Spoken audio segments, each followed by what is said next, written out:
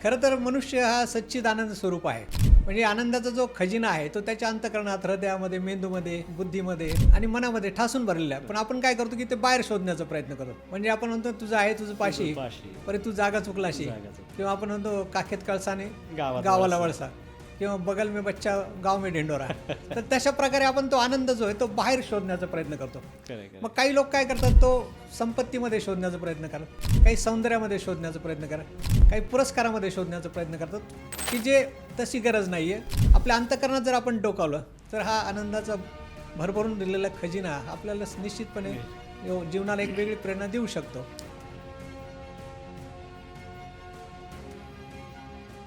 नमस्कार मंडळी, कशा आहात? मस्त मजेत ना मित्रांनो? मस्त जगायचं म्हणजे काय असतं? हसत राहा, हसवत राहा आणि आलेला क्षण मस्तपैकी जगत राहा. ह्याच विषयाला अनुसरून आम्ही एक नवीन सब्जेक्ट घेऊन येत आहोत पॉडकास्टसाठी.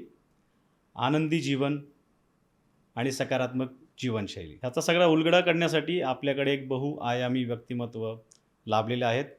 श्री माननीय प्राचार्य श्री सुभाष गोविंदराव राजवाड सर, तुमचं खूप खूप धन्यवाद आणि स्वागत. थँक्यू. आपण आपला बहुमूल्य वेळ आम्हाला दिला त्याबद्दल खूप खूप धन्यवाद आपले. मित्रांनो, मी तुम्हाला एक छोटासा थोडक्यात परिचय करून देतो सरांचा. सरांचं शिक्षण झालेलं आहे MA BEd आणि MPhil केलेलं आहे सरांनी. सरांना BEdला पुणे विद्यापीठामध्ये विशेष गुणवत्तेसाठी प्राध्यापक गंगू नाना कानेटकर पुरस्कारसुद्धा प्राप्त झालेला आहे 1974 साली. नंतर MPhilसाठी आउटस्टँडिंग ग्रेड आपल्याला मिळालेली आहे. सब्जेक्ट होता geographical analysis of some 6 sugar factories in Ahmednagar. So currently it is known as Ahilyanagar district with the special reference to the Kopargaon and Shrirampur tehsil. या विषयावर भौगोलिक शोध प्रबंध सरांचा प्रसिद्ध झाला होता. तसेच विद्या परिषद सदस्य पुणे विद्यापीठ सरांनी 2005 ते 2010 या कालावधीमध्ये ही जबाबदारी सांभाळलेली आहे. तसेच सर अध्यक्ष होते भूगोलशास्त्र अभ्यास मंडळ पुणे विद्यापीठ 2005 ते 2000 या सालामध्ये. रयत शिक्षण संस्थेमध्ये सरांनी कोळपेवाडी, कर्जत, कोपरगाव, शिरवळ इत्यादी शाखांमध्ये प्राध्यापक तसेच पदवी उत्तर विभाग प्रमुख, उपप्राचार्य इत्यादी पदांवर 37 वर्ष सेवा केलेली आहे आपण. तसेच सौ सुशीलाबाई काळे कला वाणिज्य व विज्ञान महाविद्यालय गौतमनगर कोळपेवाडी या महाविद्यालयात प्राचार्यपदी सुद्धा आपण 1.5 वर्ष सेवा केलेली आहे.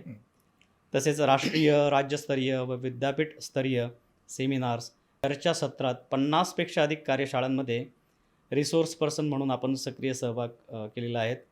त्यावर आपले अनेक शोध निबंधसुद्धा सादर झालेले आहेत.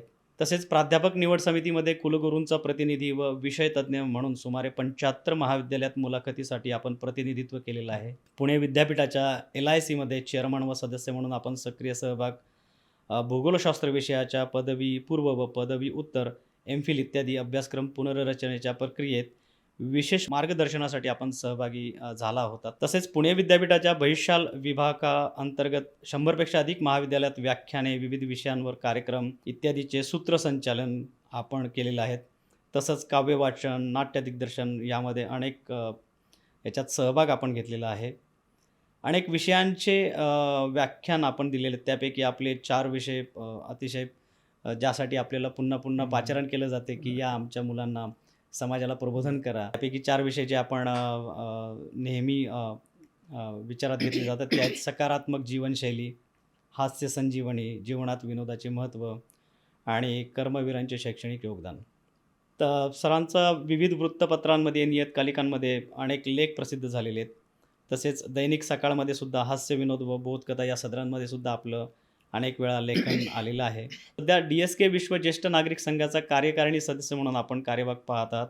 तसेच सचिव, आपण नवचैतन्य हास्ययोग परिवारातील एक क्रियाशील सदस्यसुद्धा आहात. आपण कल्पतरू आणि गुलमोहर यांचे संपादक म्हणून सुद्धा आपण काम पाहत आहात. आचार्यात्रे लिखित मोरूची मावशी या नाटकात सुद्धा आपण एक भैयाची महत्त्वपूर्ण भूमिका निभावली होती आणि त्याचे किस्से आम्ही बऱ्याच वेळा ऐकले आहेत आपल्याकडनं. तसेच कोपरगाव येथे श्री पद्मकांतजी कुदळ यांनी आयोजित केलेल्या एका सुधीर गाडगिळांच्या कार्यक्रमात सुद्धा आपण सूत्रसंचलनाची आपल्याला संधी मिळाली होती आणि त्याचे सुद्धा किस्से आम्ही ऐकले आहेत आपल्याकडनं. सौ तेजस्विनी शिरोडकर लिखित व श्री अशोक जोशी दिग्दर्शित आशियाना करंडक एकांकिका स्पर्धेत सुद्धा आपण सहभाग घेतला होता आणि त्यानंतर आपण त्यांच्याबरोबर 3 एकांकिका सुद्धा केलेल्या आहेत. त्यापैकी एक आहे नाण्याची दुसरी बाजू, हरवलेली सावली, कोसळ, अशा 3 एकांकिका, आणि विशेष म्हणजे हे सगळं आपण रिटायरमेंट नंतर केलेलं आहे, त्याचं खूप कौतुक करण्यासारखी गोष्ट आहे. तसेच आपण एक शॉर्ट फिल्मसुद्धा केलेली आहे, लेट्स टॉक. यामध्ये पुष्कराज चिरपुटकर व मंजुषा मुसमाडे यांच्या समवेत नायकाच्या भूमिकेत आपण भूमिका पार पडलेली आहे. यामध्ये याची निर्मिती, चित्रकथी निर्माते अरविंद पालखे सर होते आणि दिग्दर्शक साकेत लाड सावगीकर. आणि शॉर्ट फिल्मचा विषय होता मुलांच्या आत्महत्येबद्दलचा, तो एक विषय होता. कर्मवीर जयंतीसाठी रयत शिक्षण संस्थेच्या सुमारे 100 शाळा महाविद्यालयात प्रमुख वक्ता म्हणून आपण सहभाग दिला आहे. त्यानंतर ज्येष्ठ नागरिक संघाच्या महागुलमोहर व शब्द गांधार दीपावली अंकात सुद्धा विविध विषयांवर आपण दर्जेदार लेख सादर केलेले आहेत. तर सरांना मला पहिला प्रश्न असा विचारायचा की सर, ह्या सगळ्या गोष्टींची म्हणजे स्पेसिफिकली आपण जो आत्ता विषय घेणार आहोत, आनंदी जीवनशैली आणि सकारात्मक जीवनशैली, तर ह्याची प्रेरणा आपल्याला काय होती? या प्रेरणेपूर्वी मला एक छोटंसं, फक्त जी मला अजूनही माहीत नाही ती गोष्ट, की आपलं लहानपणाबद्दल आपण एक थोडंसं आम्हाला सांगावं, की कसं तुमचं बालपण होतं, शिक्षणापर्यंत कशी आपल्याला ती ऊर्जा मिळाली. कारण प्रतिकूल परिस्थिती होती हे मला चांगलं माहिती आहे जवळनं, परंतु आपल्याला अशी काय प्रेरणा होती, त्यातनं आपण पुढे आलात आणि आता आनंदाची जीवनशैली वगैरे ह्या गोष्टींवर, हास्य, संजीवनी वगैरे ह्या विषयांवरती आपल्याला कशी प्रेरणा मिळेल, हे कसे आपण पुढे घेतले? धन्यवाद. प्रथमतः आज विजयादशमी, महात्मा गांधी यांची जयंती, लालबहादूर शास्त्री यांची जयंती आणि राष्ट्रीय स्वयंसेवक संघाचा शताब्दी स्थापना दिवस, असे अनेक योग जुळून आलेले आहेत आणि या निमित्तानं मला ही सुवर्णसंधी आपण दिली, त्याबद्दल मी तुमचा अतिशय ऋणी आहे. ही सुवर्णसंधी मला प्राप्त झाली आहे ती गणेश मदनराव नाईक, जे एक उत्कृष्ट अभिनेते आहेत आणि अनेक क्षेत्रामध्ये त्यांची घोडदौड सुरू असते. तर प्रथमतः मी त्यांना धन्यवाद देताना अजीज नाझरचे कव्वालीतले शब्द मला आठवतात, ते आपल्याला सादर करायला आवडतील मला. तो असं म्हणतो की यहाँ हर वक्त समंदर की हर धार बदल सकती है, ये मौसम बदल सकता है, बाहर बदल सकती है, यहाँ हर चीज़ मुमकिन है, यहाँ क्या हो नहीं सकता, और सब कुछ हो सकता है तो फिर ये भी क्यों हो नहीं सकता की आप बोलावर हम ना आहे. आपण बोलो आणि आम्ही येऊ नये असं होत नाही. जिथं जिव्हाळा असतो तिथं मनुष्य गेल्याशिवाय राहत नाही. म्हणून तो शायर पुढं असं म्हणतो, कोई ऐसे रोक सके ना, कोई ऐसे टोक सके ना, फिर खुशियों का ये मौका मौका हम क्यों गवाए, आप बुलाए और हम ना आए. तेव्हा तुम्ही मला ही सुवर्णसंधी उपलब्ध करून दिली, त्याबद्दल तुम्हाला पुनश्च एक वार धन्यवाद देतो. This is a treasure of pleasure for me. हा माझ्या जीवनातला आनंदाचा एक खजिना आहे, एक मर्मबंधातली अविस्मरणीय अशी अनमोल अशी ठेव आहे की जी मी प्राणपणानं जतन करणार आहे. आता तुमच्या प्रश्नाकडे वळतो की बालपण माझं, प्रत्येकाचं बालपण हे काय, असा एक गोल्डन पिरियड असतो आपल्या आयुष्यातला, सुवर्णकाळ असतो. तर आमचं पडेगाव हे छोटंसं गाव आणि आमचं आजोळ वांबोरी, तर या परिसरात अनेक गोष्टी आम्हाला शिकायला मिळाल्या. महाविद्यालयीन शिक्षण घेताना सप महाविद्यालय जे आहे, सर परशुराम भाऊ महाविद्यालय, पण त्याला सर परशुराम भाऊ कोणी म्हणायचं नाही, ते म्हणायचे SP कॉलेज, म्हणजे सुंदर पोरींचं कॉलेज. तर त्या कॉलेजमध्ये मला शिकायला संधी मिळाली. शिवाजीराव भोसलेंपासून तर आचार्य रजनीशांपर्यंत अनेक दिग्गजांची व्याख्यानं ऐकण्याची एक सुवर्णसंधी मला माझ्या आयुष्यात प्राप्त झाली आणि त्यातून मला जीवनाचा एक वेगळा असा एक दृष्टिकोन निर्माण झाला की जीवनात आनंदी जर राहायचं असेल तर स्वस्थ राहा, व्यस्त राहा आणि मस्त राहा. आणि मग त्याच्यातून या दिग्गजांची व्याख्यानं ऐकल्यानंतर मग त्याच्यातून मला एक सकारात्मक जीवनशैली, आनंदी जीवनशैली याबद्दलची एक जिज्ञासा निर्माण झाली आणि मी हळूहळू मग या विषयाबद्दल अभ्यास करू लागलो आणि त्याच्यातून मला हा विषय खूप आवडतो आहे. कारण तो जगण्याचं खरं तर त्यांनी एक सुंदर अशा प्रकारचा एक संदेश या आनंदी आणि सकारात्मक जीवनशैलीतून दिलेला आहे. खरंच स्फूर्तिदायी आहे सर. म्हणजे हे जो पूर्ण प्रवास आहे, अगदी मी बऱ्याचशा गोष्टी त्यातनं आपल्या वैयक्तिक संवादामध्ये मी बऱ्याच वेळा त्याचा उल्लेख झालेला आहे आणि त्यामुळेच तो नेहमी असं मला नेहमी वाटतं की इतकं कसं काय एक कंटिन्यू ठेवू शकता. तर हे तर झालंच, पण आता आपण ही जी आपला विषय आहे तो असा थोडा आपण उलगडायचा आहे, तर आपल्याला काय वाटतं, कसं सुरुवात करू शकतो? खरं तर म्हणजे या सगळ्यांचं श्रेय जर मला द्यायचं झालं तर मला जे गुरुजन लाभले, मग ती प्राथमिक शाळेपासून तर महाविद्यालयीन जीवनापर्यंत आणि पदव्युत्तर पुणे विद्यापीठाच्या भूगोल विभागामध्ये जे गुरुजनांचं मला मार्गदर्शन लाभलं, त्याच्यातून मला वेगळी प्रेरणा अशी मिळत गेली आणि त्यामुळे मला जीवनाकडं एक वेगळा असं पाहण्याचा सकारात्मक दृष्टिकोन त्याच्यातून माझ्याकडे निर्माण झाला. आता खरं तर म्हणजे विषयाला पण सुरुवात करायला हरकत नाही की सोपानदेव चौधरी आहेत, त्यांना एकदा त्यांच्या मित्राने असं विचारलं की तुम्ही इतका आनंदानं कसं काय जगू शकताय? तर त्यांनी फार सुंदर उत्तर दिलेलं आहे. ते असं म्हणाले, की आम्हाला ब्लड आहे पण प्रेशर नाही. हार्ट आहे पण अटॅक नाही. ब्रेन आहे पण ट्यूमर नाही. खोपडी असून ह्युमर आहे, म्हणून तर आम्ही आनंदाने जगतोय. की आम्हाला रक्त आहे पण रक्तदाब नाही. हृदय आहे पण हृदयविकार नाही. मेंदू आहे पण त्याच्यात कुठं गाठ झालेली नाही. आणि या मेंदूमध्ये परमेश्वरानं म्हणा, नियतीनं म्हणा, विनोदबुद्धी इतकी ठासून भरली आहे, की त्यामुळं आम्ही आनंदानं जगू शकतो, असं त्यांनी भाष्य त्याच्यावरती केलेलं आहे. खरं तर मनुष्य हा सच्चिदानंद स्वरूप आहे. म्हणजे आनंदाचा जो खजिना आहे, तो त्याच्या अंतःकरणात, हृदयामध्ये, मेंदूमध्ये, बुद्धीमध्ये आणि मनामध्ये ठासून भरलेला आहे. पण आपण काय करतो, की ते बाहेर शोधण्याचा प्रयत्न करतो. म्हणजे आपण म्हणतो तुझं आहे तुझं पाशी, परे तू जागा चुकलाशी, किंवा आपण म्हणतो काखेत कळसाने गावाला वळसा, किंवा बगल में बच्चा गाव में ढिंडोरा. तर तशा प्रकारे आपण तो आनंद जो आहे तो बाहेर शोधण्याचा प्रयत्न करतो. मग काही लोक काय करतात, तो संपत्तीमध्ये शोधण्याचा प्रयत्न करतात, काही सौंदर्यामध्ये शोधण्याचा प्रयत्न करतात, काही पदामध्ये शोधण्याचं, काही पुरस्कारामध्ये शोधण्याचा प्रयत्न करतात, की जे तशी गरज नाही आहे. आपल्या अंतःकरणात जर आपण डोकावलं तर हा आनंदाचा भरभरून दिलेला खजिना आपल्याला निश्चितपणे जीवनाला एक वेगळी प्रेरणा देऊ शकतो. आणि म्हणून आता याच्यामध्ये कसं आहे, की अनेक उदाहरणं आपल्याला तशी घेता येतील. स्वामी सुखबोधानंद यांची 2 पुस्तकं खूप गाजली. ओ माइंड रिलॅक्स प्लीज आणि O life relax please. O mind relax प्लीजमध्ये त्यांनी एक छान सुंदर किस्सा दिला, की एक अब्जाधीश मनुष्य असतो आणि त्याला त्याचा वाढदिवस वेगळ्या पद्धतीने असा साजरा करायचा असतो. मग तो विचार करतो की आपण नेहमी तर करतो त्याच्यापेक्षा जरा आगळं वेगळं काहीतरी करूया. मग तो म्हणतो आपण यावेळेस मेंटल हॉस्पिटलला भेट द्यायची आणि ते जे मनोरुग्ण आहेत त्यांना आपण मिठाई वाटून त्यांच्या जीवनामध्ये आनंदाचं कारंज फुलवण्याचा प्रयत्न करायचा. त्याप्रमाणे ते परवानगी घेतात आणि मग वाढदिवसाच्या दिवशी ते मिठाईचे आपलं पॅकेट्स घेऊन ते येतात त्या हॉस्पिटलला. त्यांच्यावर त्यांना एक असिस्टंट दिला जातो आणि मग ते एका वॉर्डमधून दुसऱ्या वॉर्डमध्ये असे मिठाई वाटत चाललेले असतात. एका वॉर्डमध्ये गेलं तर त्यांना बघतो तर एक वेळा असा फॅनला असा लटकलेला असतो. आता त्यांना प्रश्न पडतो की अरे हा का लटकलाय बाबा, याला काय झालं, कशामुळे हा वेडा झाला.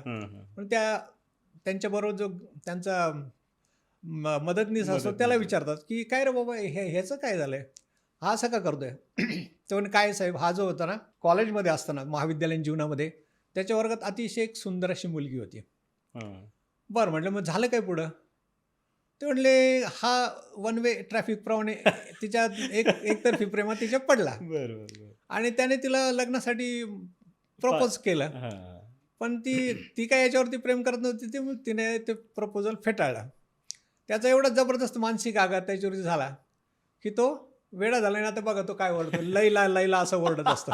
पॅनला लटकून असं ओरडतो लैला लैला करून. बरं ठीक आहे, त्याला उतरावं खाली. तो खाली उतरतो, त्याला एक पेडाचा बॉक्स दिला जातो. तो जातो परत पेड खातून त्याचं लैला लैला सुरू होतं. पुढे जाता तो दुसरा एक असतो वेडा, तो फॅनला उलटा लटकलेला असतो. उलटा लटकला म्हणले यांना प्रश्न पडतो, अरे हा उलटा का लटकला, आणि तो पण लैला लैला म्हणत असतो. मग त्याला विचारतात अरे त्याचं ठीक आहे, त्याचं प्रेमभंग झालेलं आहे, अपेक्षाभंग झालेला आहे, पण ह्याचं काय, हा का असं म्हणजे लैला लैला का ओरडतो. तो म्हणे साहेब हा जो लैला लैला ओरडतो ना, हा त्या लैलाचा नवरा आहे म्हणे.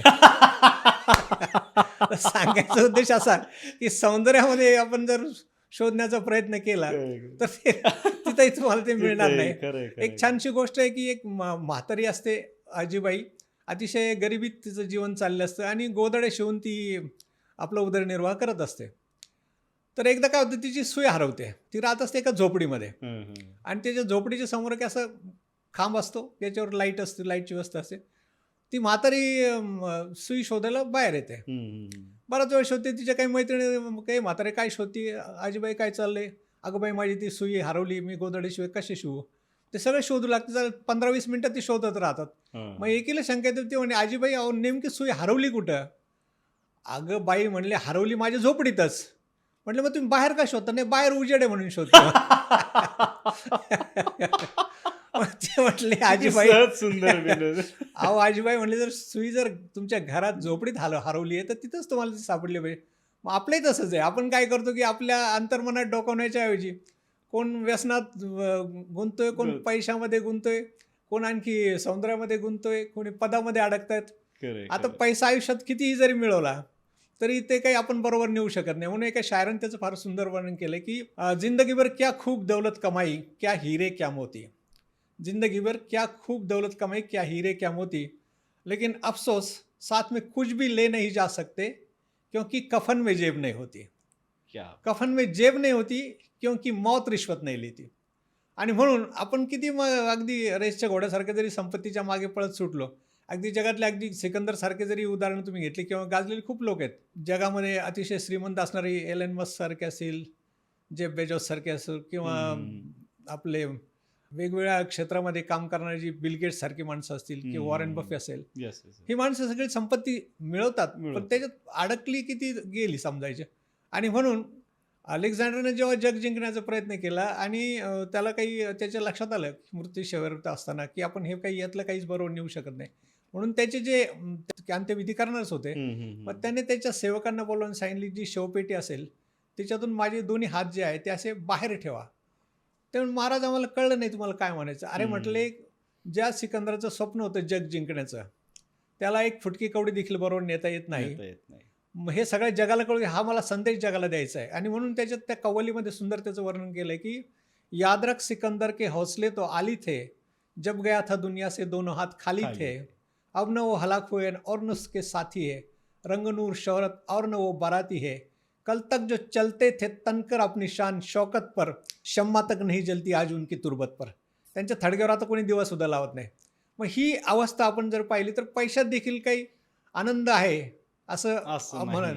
माना की पैसा भगवान है लेकिन भगवान से कुछ कम भी नाही असं म्हणणारे पण माणसं आहेत, परंतु त्याच्या मागं वेड्यासारखं पळणं हे देखील काही म्हणजे आपला आनंद गमावण्यासारखं. कुठं थांबायचं हे प्रत्येकाला मला वाटतं अगदी करेक्ट त्याला समजलं पाहिजे. आता आणि मृगजळ म्हटलं जातं. हो जेवढं तुम्ही त्याच्या मागे जाल तेवढं ते वाढतच म्हणजे निश्चित त्या भ्रमातच मनुष्य जगत राहतो. आता काही लोक व्यसनामध्ये शोधण्याचा प्रयत्न करतात. एक दारुडा असतो आणि त्याला परमेश्वर त्याला प्रश्न विचारतो की तू दारू का पितोस बाबा.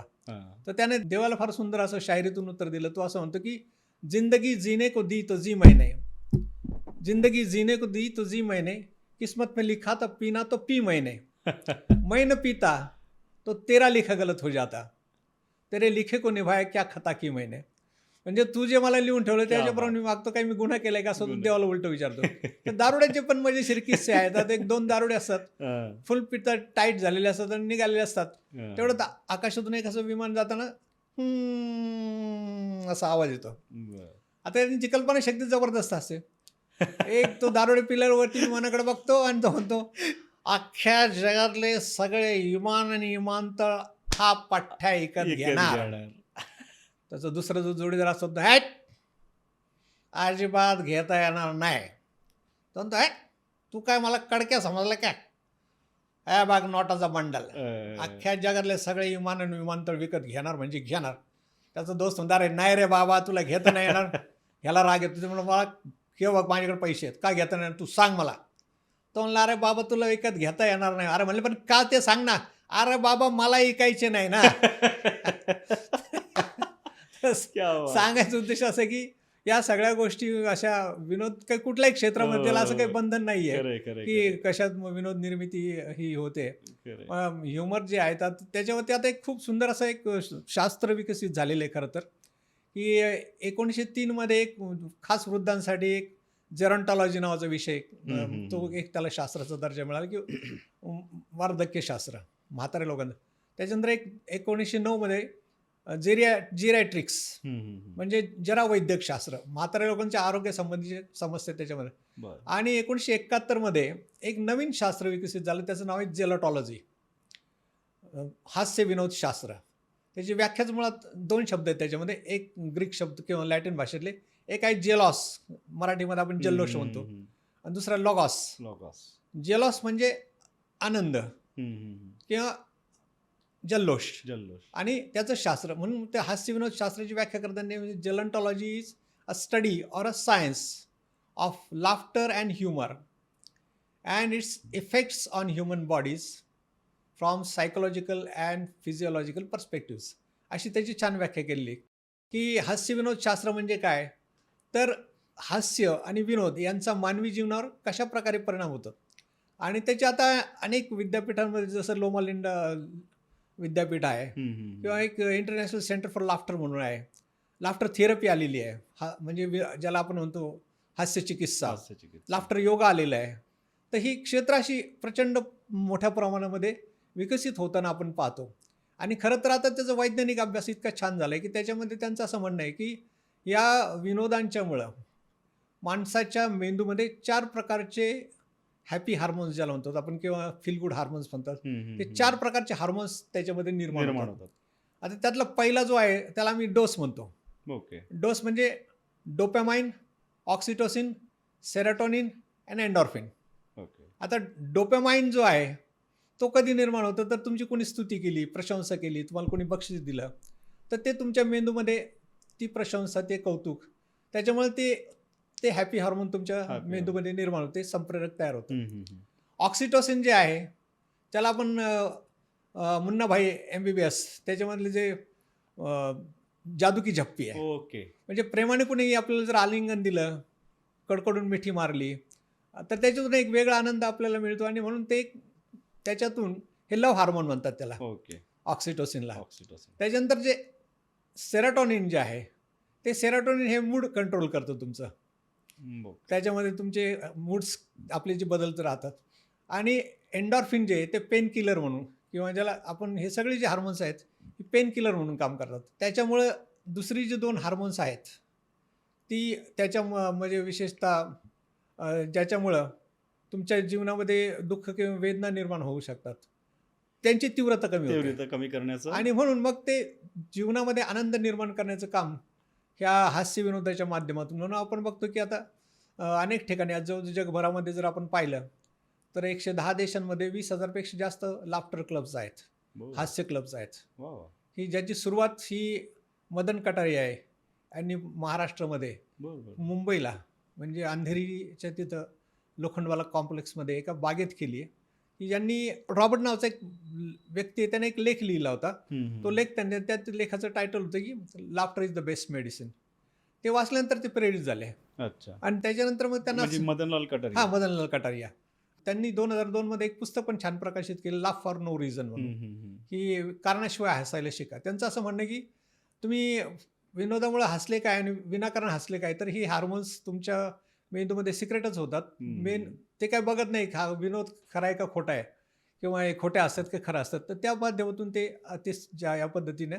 तर हे लाफ्टर क्लब्स आता खरं तर म्हणजे त्याची जर श्रेय द्यायचं झालं तर आपल्याला नॉर्मन कझिन, हे डॉक्टर नॉर्मन कझिन हे स्वतः आजारी होते आणि त्यांनी चार्ली चॅप्लिनचे अनेक चित्रपट पाहिले आणि ते चित्रपट बघून जे खळखळून ते हसले आणि त्याच्यामधून त्यांच्या मेंदूमध्ये जे हे जे हार्मोन्स सिक्रेट झाले त्याच्यातून ते खडखडीत बरे झाले. मग ह्या संबंधी मला एक बोलावंसं वाटेल. हां हां म्हणजे आजही मी बघतो, म्हणजे मी स्वतः सुद्धा त्यातलं एक आहे. IT मध्ये जनरली आता काम करणारे जे आमचे मंडळी आहेत, Right. मित्रमंडळी, हां त्यांचं मी एक बघितलंय, जेव्हा जेव्हा त्यांना वाटतं की आता स्ट्रेस येतोय, काय येतो, तर त्यांचं एक मेडिसिन ठरलेलं आहे. कोणी दवाखान्यात जात नाही. नाही लाफ्टरच्या काहीतरी असे म्हणजे काहीतरी हास्य विनोद अशा प्रकारचे काही कार्यक्रम असतील, बरोबर, पिक्चर हां. असतील, सिनेमे असतील, जोक्स असतील, तर हे मंडळी प्रेफर करतात आणि ते खरंच वर्क होतं असं मी पण काही वेळेस पाहिलेलं आहे. तर बरोबर तुम्ही जो पॉईंट बोलताय त्याच्याशी अनुसरणच ही गोष्ट होती आणि नाही. I am one of the examples of that. नाही, निश्चितच आहे. कारण आपण जर ज्या वेळेस आपण आपल्या मित्रांच्या सहवासामध्ये येतो, आपण Yes. एक काही विनोदी चित्रपट पाहतो, एखादे हास्य विनोदाच्या कार्यक्रमामध्ये भाग घेतो किंवा आपलं वेगवेगळ्या दूरदर्शनच्या माध्यमातून जे हास्य विनोद चला हवा येऊ द्यासारखे हां, असतील हां. किंवा इतर काही असतील, कपिल शर्माचा शो असेल, येस येस. तर त्याच्या माध्यमातून आपण खळखळून हसतो आणि correct. खळखळून हसल्यामुळं हे सगळे हार्मोन्स जे ते खूप छान पद्धतीने निर्माण होऊ शकतात. आणि मी एक उदाहरण फक्त सांगतो. मी कपिल हो. शर्माच्या शोचं नाव घेतल्यामुळे मला हां, ते थोडं हां. स्ट्राईक झालं की कपिल शर्माच्या शोमध्ये मी अनेक लोक असे ऐकलेत ज्यांचे इंटरव्ह्यू म्हणण्यापेक्षा त्यांना काहीतरी संधी मिळते बोलण्यासाठी, की काहीतरी बोला म्हणून. तर मी अनेक असे लोक मी पाहिलेले आहेत की त्यांनी त्यांच्या प्रतिक्रिया फीडबॅक देताना असं सांगितलेलं आहे बऱ्याच वेळा की आम्ही कुठल्या तरी सिव्हिअर पेनमधनं जात होतो, सिव्हिअर आजारामधनं जातो, कॅन्सरसारख्या रोगांमध्ये आम्ही जात होतो. परंतु ज्यावेळेस आम्ही कपिल शर्मा तुमचे शो पाहत होतो त्यावेळेस आम्हाला ते मोटिवेशन मिळत होतं आणि आम्ही आमचा आजार विसरत होतो आणि अनेक जण त्यातनं रिकवरसुद्धा झालेले उदाहरणं तिथं पाहायला मिळालेली आहेत. अगदी बरोबर आहे ते. कारण की ती हास्य चिकित्सा हे जे लाफ्टर थेरपी आलेली आहे ना, त्याच्यावरती आता संशोधन सुरू आहे आणि त्या माध्यमातून निश्चितपणे अनेक मनोरुग्ण असतील किंवा शारीरिक रुग्ण असतील तर त्यांनी अनेक लोकांनी त्या आजारांवरती मात केल्याची उदाहरणं आहेत. आता मगाशी मी तुम्हाला चार्ली चॅप्लिनचं उदाहरण दिलं, त्याचं एक फार सुंदर वाक्य आहे. तो असं म्हणतो की a day without laughter is day wasted. ज्या दिवशी तुम्ही हसणार नाही तो तुमचा दिवस वाया गेला असं समजा. छोटी जी मुलं असतात ती साधारणपणे दिवसाला 300 ते 400 वेळा हसतात. बरोबर. तीच तरुण झाली की हसण्याचं प्रमाण दिवसातून 16-17 वेळा इतकं कमी होतं. आणखी ती मग प्रौढ झाली की मग ते असं वाटतं की आपण जर हसलो तर TDS कापतील की काय आपला. त्याच्यामुळे मग ते हसत पण नाही. म्हणून हसणं, खळखळून हसणं आणि समोरच्याला उत्तम अशा प्रकारचा प्रतिसाद देणं, त्याच्यामध्ये एक जो आनंद आहे ना तो निश्चितपणे याच्यामध्ये. मला चार्ली चॅप्लिनचे आणखी 2-3 वाक्य खूप आवडतात. तो असं म्हणतो की मला नेहमी पावसात भिजायला आवडतं. त्याला विचारलं का आवडतं, तर ते म्हणले मी पावसात भिजत असताना माझे अश्रू कोणालाच दिसत नाही. क्या बात. आणि आणखी एक छान वाक्य आहे त्याचं की तो असं म्हणतो की आरसा हा माझा खरा मित्र आहे, कारण की मी रडत असताना तो कधीच हसत नाही. आणि म्हणून आता याच्यावरती शायरी वगैरे तशी भरपूर झालेली. आता मिर्झा गालिबचाच जर घेतला आपण शेर, तर तो असं म्हणतो की बार बार वही गलती दोहरा रहा हूं मैं, बार बार वही गलती दोहरा रहा हूं मैं, धूल तो मेरे चेहरे पे है पर आईना साफ कर रहा हूं मैं. क्या बात. म्हणजे तुम्हाला तुमचं प्रतिबिंब जे चांगलं पाहिजे असेल तर तुम्हाला आरसा स्वच्छ असावा आणि चेहराही स्वच्छ असावा लागतो. आणि म्हणून याच्यामध्ये आता अनेक लोकांनी या म्हणजे हास्य विनोदाबद्दल तर खूप छान अतिशय चांगल्या पद्धतीनं त्यांनी. आता नॉर्मन कझिनचं मी जे तुम्हाला उल्लेख केला तर त्याचं ॲनाटॉमी ऑफ इलनेस नावाचं पुस्तक त्यांनी लिहिलं आणि तो आणि विल्यम फ्राय गेली 30-35 वर्ष याच्यावरती संशोधन त्यांचं सुरू आहे. तर त्याच्यामध्ये त्यांनी असं म्हटलं की हास्य विनोद ही परमेश्वराने आपल्याला माणसाला दिलेली सगळ्यात अनमोल अशी देणगी आहे. आणि ही देणगी फक्त परमेश्वराने माणसालाच दिलेली आहे. आणि म्हणून हे एखाद्या जराजर्ज झालेलं मनुष्य असं, वेदनेने तडफणारा मनुष्य असेल तर त्याला मृत्यूच्या दाढेतून बाहेर खेचून काढणारी ही एक हास्य संजीवनी निसर्गाने आपल्याला दिलेली आहे. म्हणजे तिचा अमृतासारखं किंवा संजीवनीसारखा तिचा उपयोग होऊ शकतो. किंवा आपण बाकीचे विचारवंतांचा जरी विचार केला तर आचार्य रजनीश यांचं एक वाक्य फार सुंदर. ते असं म्हणतात की जो मनुष्य खळखळून हसतो तो देवाची प्रार्थना करतो, आणि जो इतरांना खळखळून हसायला लावतो देव त्याच्यासाठी प्रार्थना करतो. किती छान. म्हणजे महात्मा गांधींनी पण म्हटलं की माझ्या जीवनामध्ये जर मला विनोद, हास्य विनोदाची देणगी लाभली नसती तर मी केव्हाच आत्महत्या केली असती. म्हणजे इतकं त्याचं महत्त्व जे आहे ते वेगवेगळ्या सगळ्या क्षेत्रातल्या लोकांनी ते जे आहे ते मान्य केलेलं आहे. शायरी जर आपण पाहिली तर शायरीमध्ये सुद्धा विनोदाचं महत्त्व सांगणारे अनेक म्हणजे शायरांनी त्याचं भाष्य जीवनावरती केलं की तो सच पूछो तो दुनिया में बस सिर्फ रोना ही रोना है, जिसे हम जिंदगी कहते वो कांटों का बिछोना है, इसीलिए जिंदगी को खूबसूरत बनाना चाहिए, यानी हर ताजी सीता पे मुस्कुराना चाहिए. क्या बात. मुस्कुरा ले मुस्कुराना जिंदगी का साज है, अगर ये हसी न होती तो ये जिंदगी एक बेसुरी आवाज है. आणि म्हणून मी हसत राहिलं पाहिजे. हसत खेळत जीवनाकडे जर आपण पाहिलं तर ती दुःखाची तीव्रता कमी होते.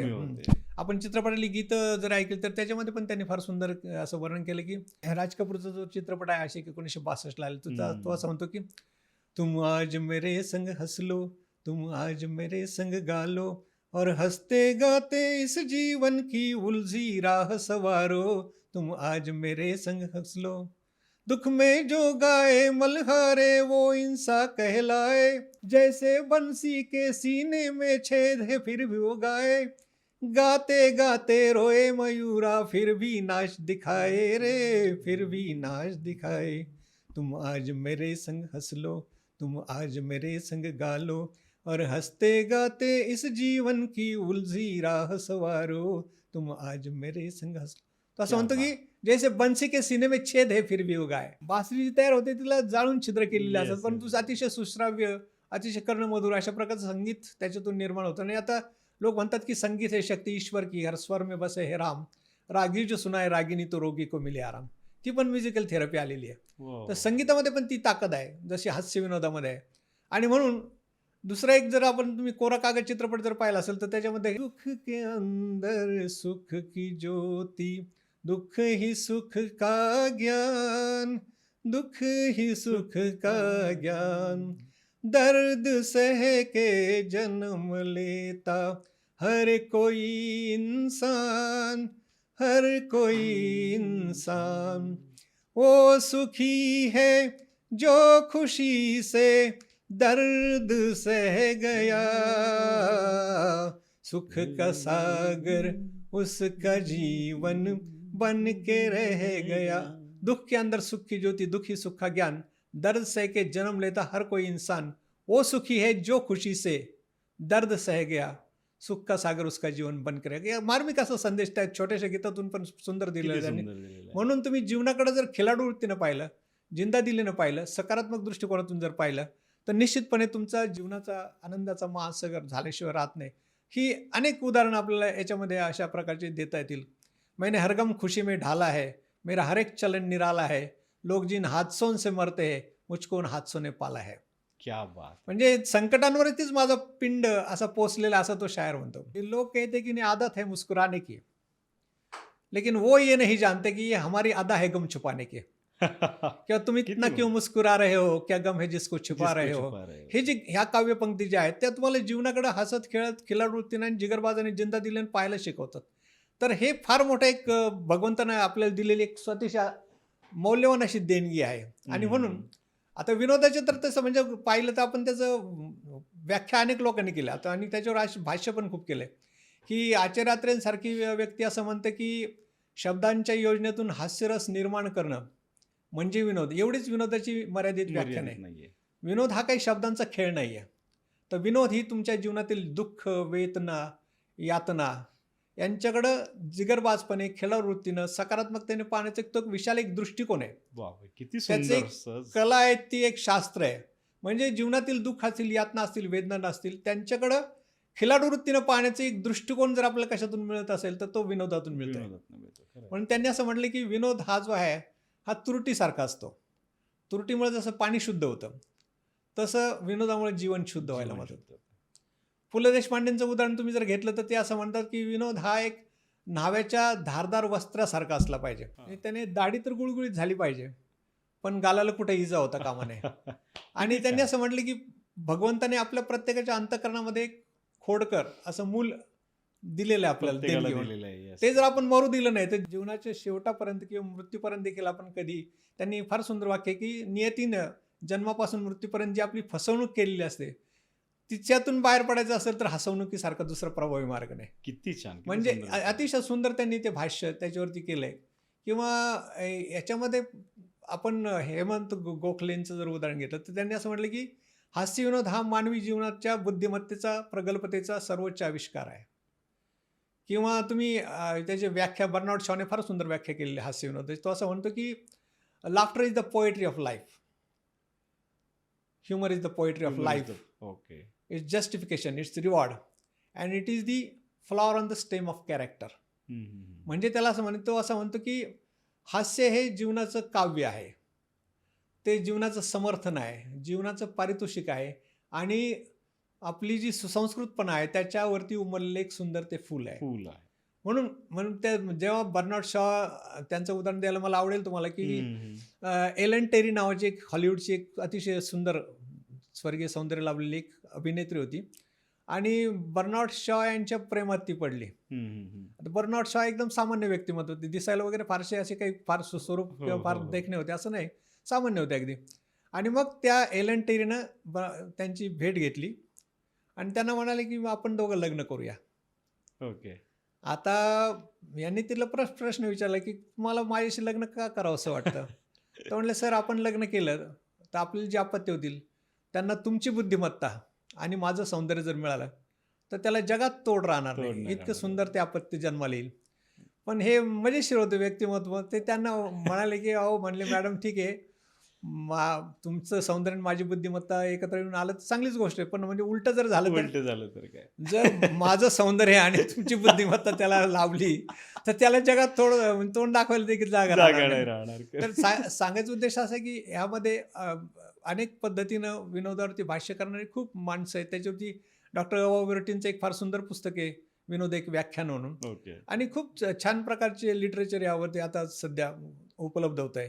आणि म्हणून त्या पद्धतीनं आपण जर पाहत गेलो तर आपल्याला मग विनोदाचे आपण जेव्हा प्रकार बघत होतो म्हणून तर त्याचे 4 प्रकार त्यांनी केले, एक हास, परिहास, उपहास आणि तमहास. आता हासमध्ये काय येतं की ते शब्दनिष्ठ विनोद, प्रसंगनिष्ठ विनोद, चेष्टा मस्करीतले निर्माण होणारे विनोद आणि अंधारातले किंवा अश्लील विनोद असं त्याचं वर्गीकरण केलेलं आहे. शब्दनिष्ठ विनोद जर आपण घेतले त्याचं तर 2 मित्र भेटतात, एक मित्र त्याला विचारतो क्यों भाई कैसे बाल बच्चे, त्याने फार सुंदर उत्तर दिलं. तो असं म्हणतो बाल सर पे है बच्चे घर पे है. बाल झड रहे बच्चे बढ़ रहे म्हणजे हे जे बोलण्याची ही जी पद्धत आहे की शब्दांचा सुद्धा अचूक असा उपयोग करता आला पाहिजे. बरोबर. आणि म्हणून कबीरने म्हटलं की शब्द बराबर धन नाही जो कोई जाने बोल, हिरा तो दामो मिले शब्द का मोल न तोल. म्हणजे शब्द अनमोल असतात. तेच ज्ञानेश्वर माऊलीने सांगितलं की बिंब जरी बचके एवढे परी प्रकाशात त्रैलोक्य थोकडे, शब्दांची व्याप्ती तेने पाडे अनुभवावी. म्हणजे सूर्यबिंब आपण बचकेनं म्हणजे तळ हातानं झाकू शकतो, पण त्याचं तेज त्रैलोक्यात पुरून उरतं. तसंच शब्दांची व्याप्ती असते की शब्दांची निवड योग्य पद्धतीने आपण जर केली तर ते खूप छान पद्धतीने आपण लोकांशी सुसंवाद साधू शकतो. आणि म्हणून ज्याला आपण म्हणतो दुसरा एका शाळेचं इन्स्पेक्शन असेल तिथे इन्स्पेक्टर एका वर्गात जातात आणि विद्यार्थ्यांना प्रश्न विचारतात की भारतातील दळणवळणाबद्दल तुम्हाला काय वाटतं. तर एक मुलगा उभा राहतो, तो सांगतो सर मी सांगतो. म्हटलं सांगा. तर भारतातील दळणवळण प्रचंड प्रमाणात विकसित झालेलं आहे. म्हणजे वा शाबाश बरोबर सांगितलं रे. मग त्यालाच परत विचारतो भारतातील दळणवळण प्रचंड प्रमाणात विकसित झालं असं तुला का वाटतं. तर तो म्हणतो साहेब भारतातील दळणवळण प्रचंड प्रमाणात विकसित झालेलं आहे कारण भारतामध्ये वळणावर दळणाच्या गिरण्या आहेत. आता जर वळणावर जर दळणाची गिरण्या काढून जर दळणवळण विकसित झालं असतं तर मग सॅटेलाईटची गरज नसती पडली. तसं एकाला विचारलं की दळणवळण म्हणजे काय रे, तर तो म्हणतो दळण घेऊन जाणारी मुलगी जेव्हा सारखं वळून पाहते त्याला दळणवळण म्हणजे असे शाब्दिक याच्यातून बरेचसे विनोद जे आहेत ते निर्माण होऊ शकतात. प्रसंगनिष्ठ विनोदमध्ये तर तुम्हाला अनेक उदाहरणं आचार्यात्रेंची आपण घेऊ शकतो की आचार्यात्रे एकदा व्याख्यानाला उभे राहिले, व्याख्यान छान रंगत आले होते. एक कॉलेजचं टार्गेट पोरगं उभं राहिलं आणि ते आचार्यात्रेनं हो आत्रे साहेब बाद झालं तुमचं भाषण, मला एक सोपा प्रश्न तुम्हाला विचारायचं, तुम्ही स्वतःला फार हुशार समजता ना, माझ्या प्रश्नाचं उत्तर द्या म्हणजे विचारा. तर तो मुलगा त्यांना सांगा बरं गाढवाच्या अंगावर किती केस असतात. तर आत्रे म्हणता इकडे मोजून सांगतो. म्हणजे तुम्हाला तिथले तिथं त्यांना सडेतोड उत्तर देता आलं तर मग ती मजा काही यावर असते. आचार्य आत्रेंची आर्थिक परिस्थिती खूप खालावली होती आणि त्यामुळे ती गाडी दुरुस्त करू शकत नव्हते. एक दिवस ते पायी चाललेले होते. तर समोरून त्यांचा एक असाच एक उन्हाळक्या करणारा एक मित्र असतो. त्याला विचार काय बाबूराव आज पायी गाडी विकली की काय. आत्रे शांत बसले तर आत्रे कुठले, मग ते त्याला म्हणते अरे तू तर नेहमी वहिनींच्या बरोबर फिरायला येत असतो ना जोडीनं, काय वहिनी पळून गेले काय शेजाऱ्याबरोबर. म्हणजे त्याला तिथल्या तिथं त्याचा तोंड बंद करण्याचा कार्यक्रम. तर हे जे असे प्रसंगनिष्ठ विनोद असतात, चेष्टा मस्करी करण्यातून पण काही मजेशीर म्हणजे विनोद निर्माण होऊ शकतात. तुम्हाला कधी योग आला आचार्य यात्रेंचा लाईव्ह व्याख्यान? नाही, त्यांचं मला फारसं नाही, त्यांचं व्याख्यान मला कधी ऐकता नाही आलं, पण त्यांचं लिटरेचर खूप छान आहे. मी कसा झालो हे जे त्यांचं पुस्तक आहे ना, त्याच्यामध्ये त्यांनी खूप वेगवेगळे पैलू त्यांच्या जीवनाचे उलगडून दाखवलेत की मी वक्ता कसा झालो, मी शिक्षक कसा झालो, मी कवी कसा झालो. फार सुंदर आहे ते सुद्धा. आणि त्यांचं व्याख्यान तर प्रश्न दे. एकदा विठ्ठलराव गाडगीळ त्यांच्याबद्दल बोलताना असं म्हणले की आत्रे खूप छान बोलतात पण ते बोलताना अतिशयोक्ती करतात. असं म्हटल्यानंतर मग आत्रेंचं जेव्हा बोलण्याचं त्यांना संधी मिळाली तेव्हा ते असं म्हणले की आता बॅरिस्टर विठ्ठलराव गाडगीळ असं म्हणाले की मी बोलतो खूप छान पण अतिशयोक्ती करतो, तर मी आता एक वाक्य बोलणार आहे त्याच्यात त्यांनी अतिशयोक्ती आहे की काय सांगावं. तर ते म्हणले मी विठ्ठलराव नीट ऐका म्हणले मी माझं वाक्य. मी असं म्हणतो की विठ्ठलराव गाडगीळ हे काकासाहेब गाडगिळांचे सुपुत्र आहेत, याच्यात काही अतिशयोक्ती का म्हटली.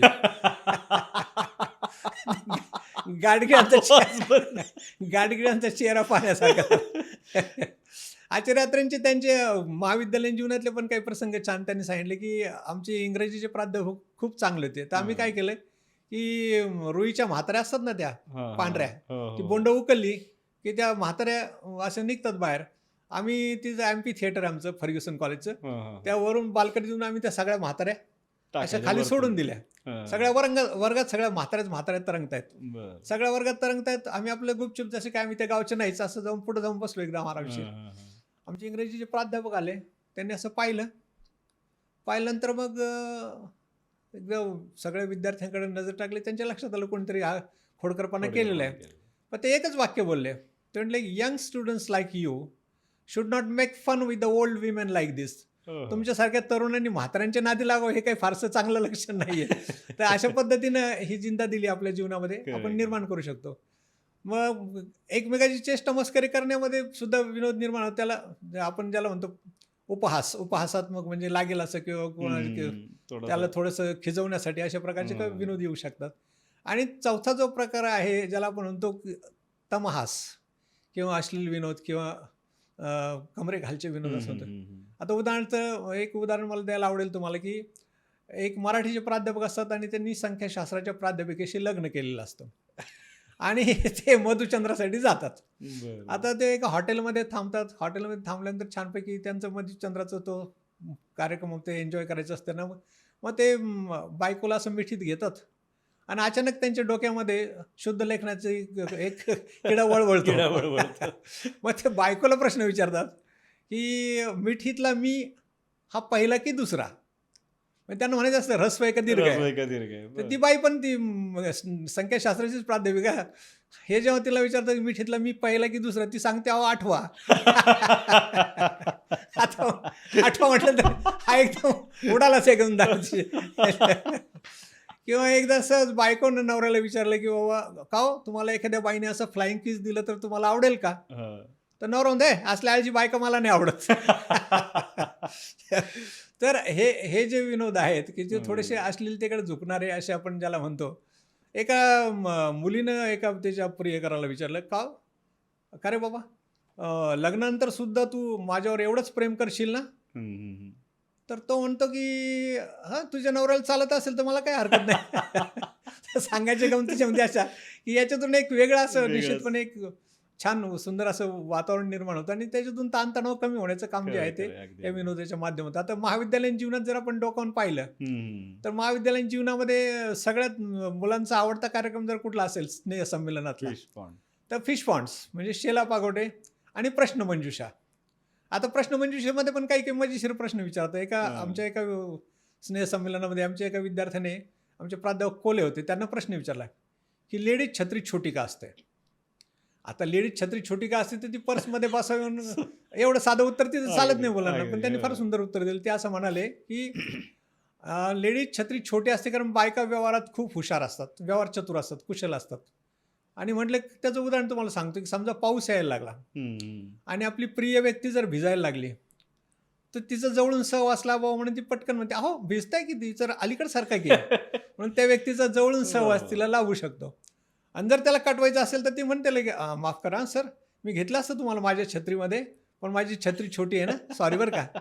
तर हे दोन फायदे त्याचे. तर अशा पद्धतीनं मुलांना ती प्रश्न मंजुषा किंवा आता शायरांनी त्याचं फार सुंदर वर्णन केलं की हर क्यों का जवाब नहीं होता, हर हुस्न ला जवाब नहीं होता, भौरा हर कली पे मंडराता है मगर हर कली में शवाब नहीं होता. पण त्याच्यावर मी थोडी दुरुस्ती अशी केली की हर क्यों का जवाब होता है, हर हुस्न ला जवाब होता है, भौरा हर कली पे मंडराता है क्योंकि हर कली में थोड़ा सा क्यों ना हो शवाब जरूर होता है. ते शोधण्याची नजर असली पाहिजे आपल्याकडे. आणि म्हणून मुलांचा आवडता प्रांत जर कुठला असेल तर शेला पागोटे. शेला पागोटेमध्ये काय करतात, त्याचे काही दोष असतील, त्याच्यात काही विकृती असतील, त्याच्या काही सवयी असतील, तर त्याच्यावरती मार्मिक भाष्य करून हास्याचे धबधबे निर्माण करणं, हास्याचा प्रस्फोट घडवून आणणे हा त्यातला मूळ उद्देश असतो. म्हणून मग मुलांचा तो सगळा महाविद्यालयीन जीवनामध्ये जर मुलांना विचारलं तुमचा सगळ्यात आवडता कार्यक्रम कोणता, ते म्हणतात फिश पॉन्ड्स, शेला पागोटे. आता याची काही उदाहरणं मला तुम्हाला द्यायला आवडतील की एक आमचे मित्र होते, त्यांचं नाव नाही सांगत आता. तर त्यांचं काय व्हायचं की लग्नाची बैठक बसायची आणि लग्न जमत यायचं आणि 20 कटायचं. असं एक 7-8 वेळा झालं. 7-8 वेळा झाल्यानंतर मग काय म्हटलं मुलांनी, ते कुठून तरी मुलांचं हेअर खातं प्रॉम्प्ट असतं, त्यांना ते कळलं. मग ते म्हटलं आता सरांना आपण जरा हा विषय आपला काय हरकत नाही घ्यायला. मग त्यांनी स्नेहसंमेलनामध्ये त्याच्यावर फिश पॉन्ड टाकला एक. काय टाकावं, मिस्टर प्राध्यापक सो अँड सो, पाहीन पाहीन पाहीन पाहीन नाहीतर एकटाच हनीमूनला निघून जा. मुलांना या गोष्टी ते सगळ्यात बरोबर त्यांना खबर असते. इतके भारी. मी कोलारला एकदा स्नेहसंमेलनासाठी गेलो होतो आणि त्यांचं फिश पॉन्ड वाचन सुरू झालं. माझी कन्या माझ्यावर होती, श्वेता. तर एक मुलगा तंबाखू खूप खायचा, तर त्याला एक फिश पॉन्ड टाकला होता मुलांनी, त्याचं नाव. आणि फिश पॉन्ड असा की मी जर मेलोच तर मला तंबाखूच्या वावरात पुरा, आणि पिंडाला कावळा नाही शिवला तर वरून चुन्याचा फवारा मारा. ही जी कल्पकता आहे त्याच्यामध्ये ती वाखाणण्यासारखी आहे. आमच्याकडे पण एक मुलगा असा तंबाखू खायचं, त्याला पण फार सुंदर फिश पॉन्ड टाकला होता त्यांनी मुलांनी की गाण्याच्या चालीवरती, तंबाखू ला के रखना चूना लगा के रखना, तंबाखू ला के रखना चूना लगा के रखना, आएगा कोई दूजा पूड़ी छुपा के रखना, तंबाखू ला के रखना चूना लगा के रखना. तर असे म्हणजे काव्यात्मक आणि विडंबनात्मक अशा प्रकारचे फिश पॉन्ड्स. आता एक मुली स्वतःला फार सुंदर समजतात. आमच्या सोयबियाच्या मुलीने एक फिश पॉन्ड टाकला होता. स्वतःला समजतात स्वर्गातल्या पऱ्या, स्वतःला समजतात स्वर्गातल्या पऱ्या, अरे पण तुमच्यापेक्षा गावातल्या म्हाताऱ्या बऱ्या. एकदम वरून खाली ज्याला अपेक्षा भंगातून विनोद निर्मिती म्हणतो त्यातले हे सुंदर उदाहरण आहे. शारीरिक व्यंगावरती तर फिश पॉइंट्स शक्यतो टाकू नये असं म्हणतात, पण काही लोक इतके जिंदा दिला असतात ते म्हणतात नाही चालेल, काय हरकत नाही, आम्हाला काही प्रॉब्लेम नाही. तर अशा प्रकारचे पण फिश पॉइंट्स. एक मुलगी खूप जरा गुटगुटीत होती, तिला एक फिश पॉइंट मुलांनी टाकलं होतं. तो असं गाण्याचं चालू, ए गुलबदन फूलों की महक कांटों की चुभन, तुझे देख के कहता है मेरा मन, कितना वजन है तेरा 13 टन. कितना वजन है तेरा 13 टन. म्हणजे एक अख्खी एक लेलँडच उभी केली तिथं. आमचे प्राचार्य शिवाजीराव भोर होते, ते एकदम स्लिम व्यक्तिमत्व. दादा शिरसाट आमचे गॅदरिंगचे चेअरमन होते, आणि प्राध्यापक अब्दुल वहाब शेख हे गुटगुटीत व्यक्तिमत्व. असं तिघांवर एक फिश पॉइंट टाकला होता. तो म्हणजे हे एक वेगळं चालीवर टाकला होता, असं की पहिल्या दिवशी शिरसाट पुस साहेब तुमचं असं हो कसं, पहिल्या दिवशी शिरसाट पुस साहेब तुमचं असं हो कसं, अंगावर तुमच्या छटाक मास जो बाळा जो रे जो, अंगावर तुमच्या छटाक मास जो बाळा जो रे जो. दुसऱ्या दिवशी साहेब पुस, दुसऱ्या दिवशी साहेब पुस, शिरसाट तुमचं असं हो कसं, शिरसाट तुमचं असं हो कसं, डोक्यावर तुमच्या 4च केस जो बाळा जो रे जो, डोक्यावर तुमच्या 4च केस जो बाळा जो रे जो. तिसऱ्या दिवशी शेखसाब पुस साहेब तुमचं असं हो कसं, तिसऱ्या दिवशी शेखसाब पुस साहेब तुमचं असं हो कसं, देऊ क्या तुमको ढेरी कमास जो बाळा जो रे जो, देऊ क्या तुमको ढेरी कमास जो बाळा जो रे जो. आता हा फिश पॉइंट जेव्हा निवडला, आम्ही प्राचार्यानं म्हटलं साहेब एक काढून टाकायचं. अरे राहू दे म्हटले, मुलं हसतील जरा तेवढी.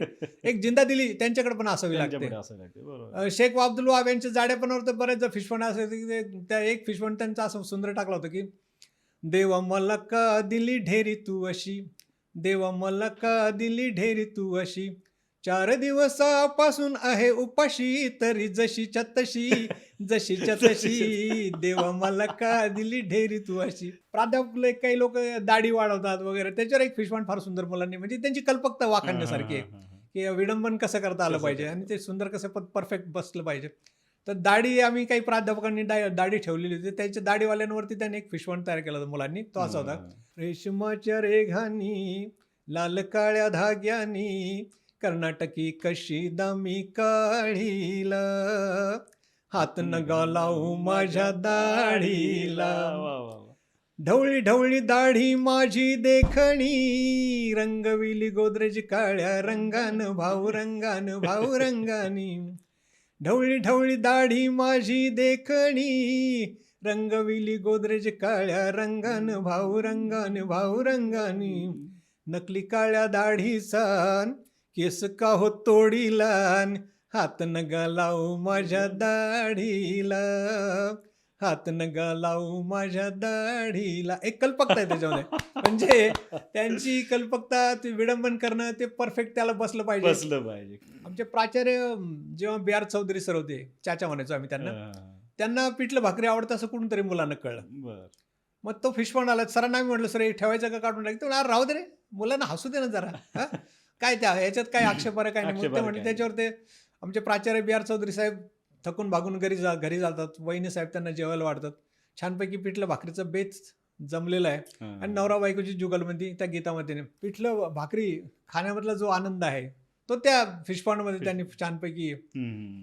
तो फिश पॉइंट असा की, चंदनाच्या पाटावर सोन्याच्या ताटामध्ये बेसनाचा घास तुम्हा भरवीते, चंदनाच्या पाटावर सोन्याच्या ताटामध्ये बेसनाचा घास तुम्हा भरवीते, बेसन पाहून ढेरी माझी लई फुगते, चंदनाच्या पाटावर सोन्याच्या ताटामध्ये बेसनाचा घास तुम्हा भरवीते, बेसन भाकरीचा बेत लई छान जमला, हिरव्या मिरचीच्या ठेच्यानं रंग भरला, जरा कांद्याची फोड तेवढी ठेव वरती, चंदनाच्या पाटावरी सोन्याच्या ताटा बेसनाचा घास तुम्हा भरवीते.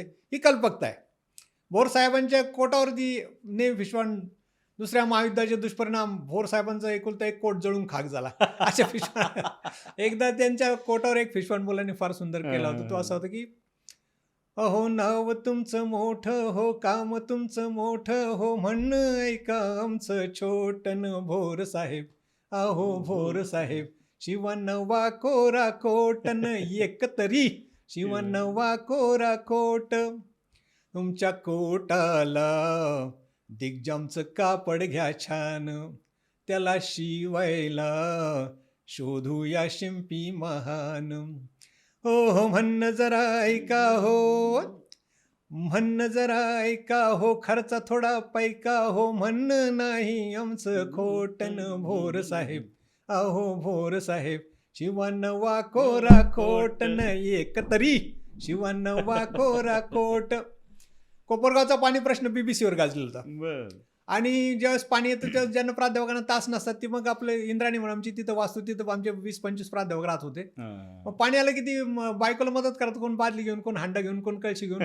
तर मुलांनी ते ऑब्झर्व केलं, त्याच्यावर एक फिशवण टाकला. तो गाण्याचं चालू. कुणाच्या खांद्यावर कुणाचे ओझे, कुणाचे ओझे, सरांच्या खांद्यावर माठाचे ओझे, माठाचे ओझे. सर थकले पाणी भरून भरून, सर थकले पाणी भरून भरून, येईल कोण मदतीला बादली धरून. म्हणती सारे इंद्राणीचे कणून कुथून, रिकामे भांडे माझे खडखड वाजे, सरांच्या खांद्यावर माठाचे ओझे, माठाचे ओझे. असे मजेशीर फिश पॉइंट्स, मुलांची कल्पकता त्याच्यातून आपल्याला दिसते आणि खूप छान पद्धतीने. आता आम्ही कधी कधी संप करतो त्याच्यावर मुलं फिश पॉइंट टाकतात, मजेशीर असतात. आम्ही एकदा संप केला त्याच्यावर फिश पॉइंट मुलांनी टाकला होता की सुंदर ते ध्यान पाय संपाकडे, सुंदर ते ध्यान पाय संपाकडे, बसून गेटवरी आरामात. सर म्हणती आम्हा तुम्ही सारे शिष्य, सर म्हणती आम्हा तुम्ही सारे शिष्य, देऊ संपाचा धडा आवडीने. संप संप म्हणा, संप संप म्हणा, संपाचा महिमा कोण जाणे.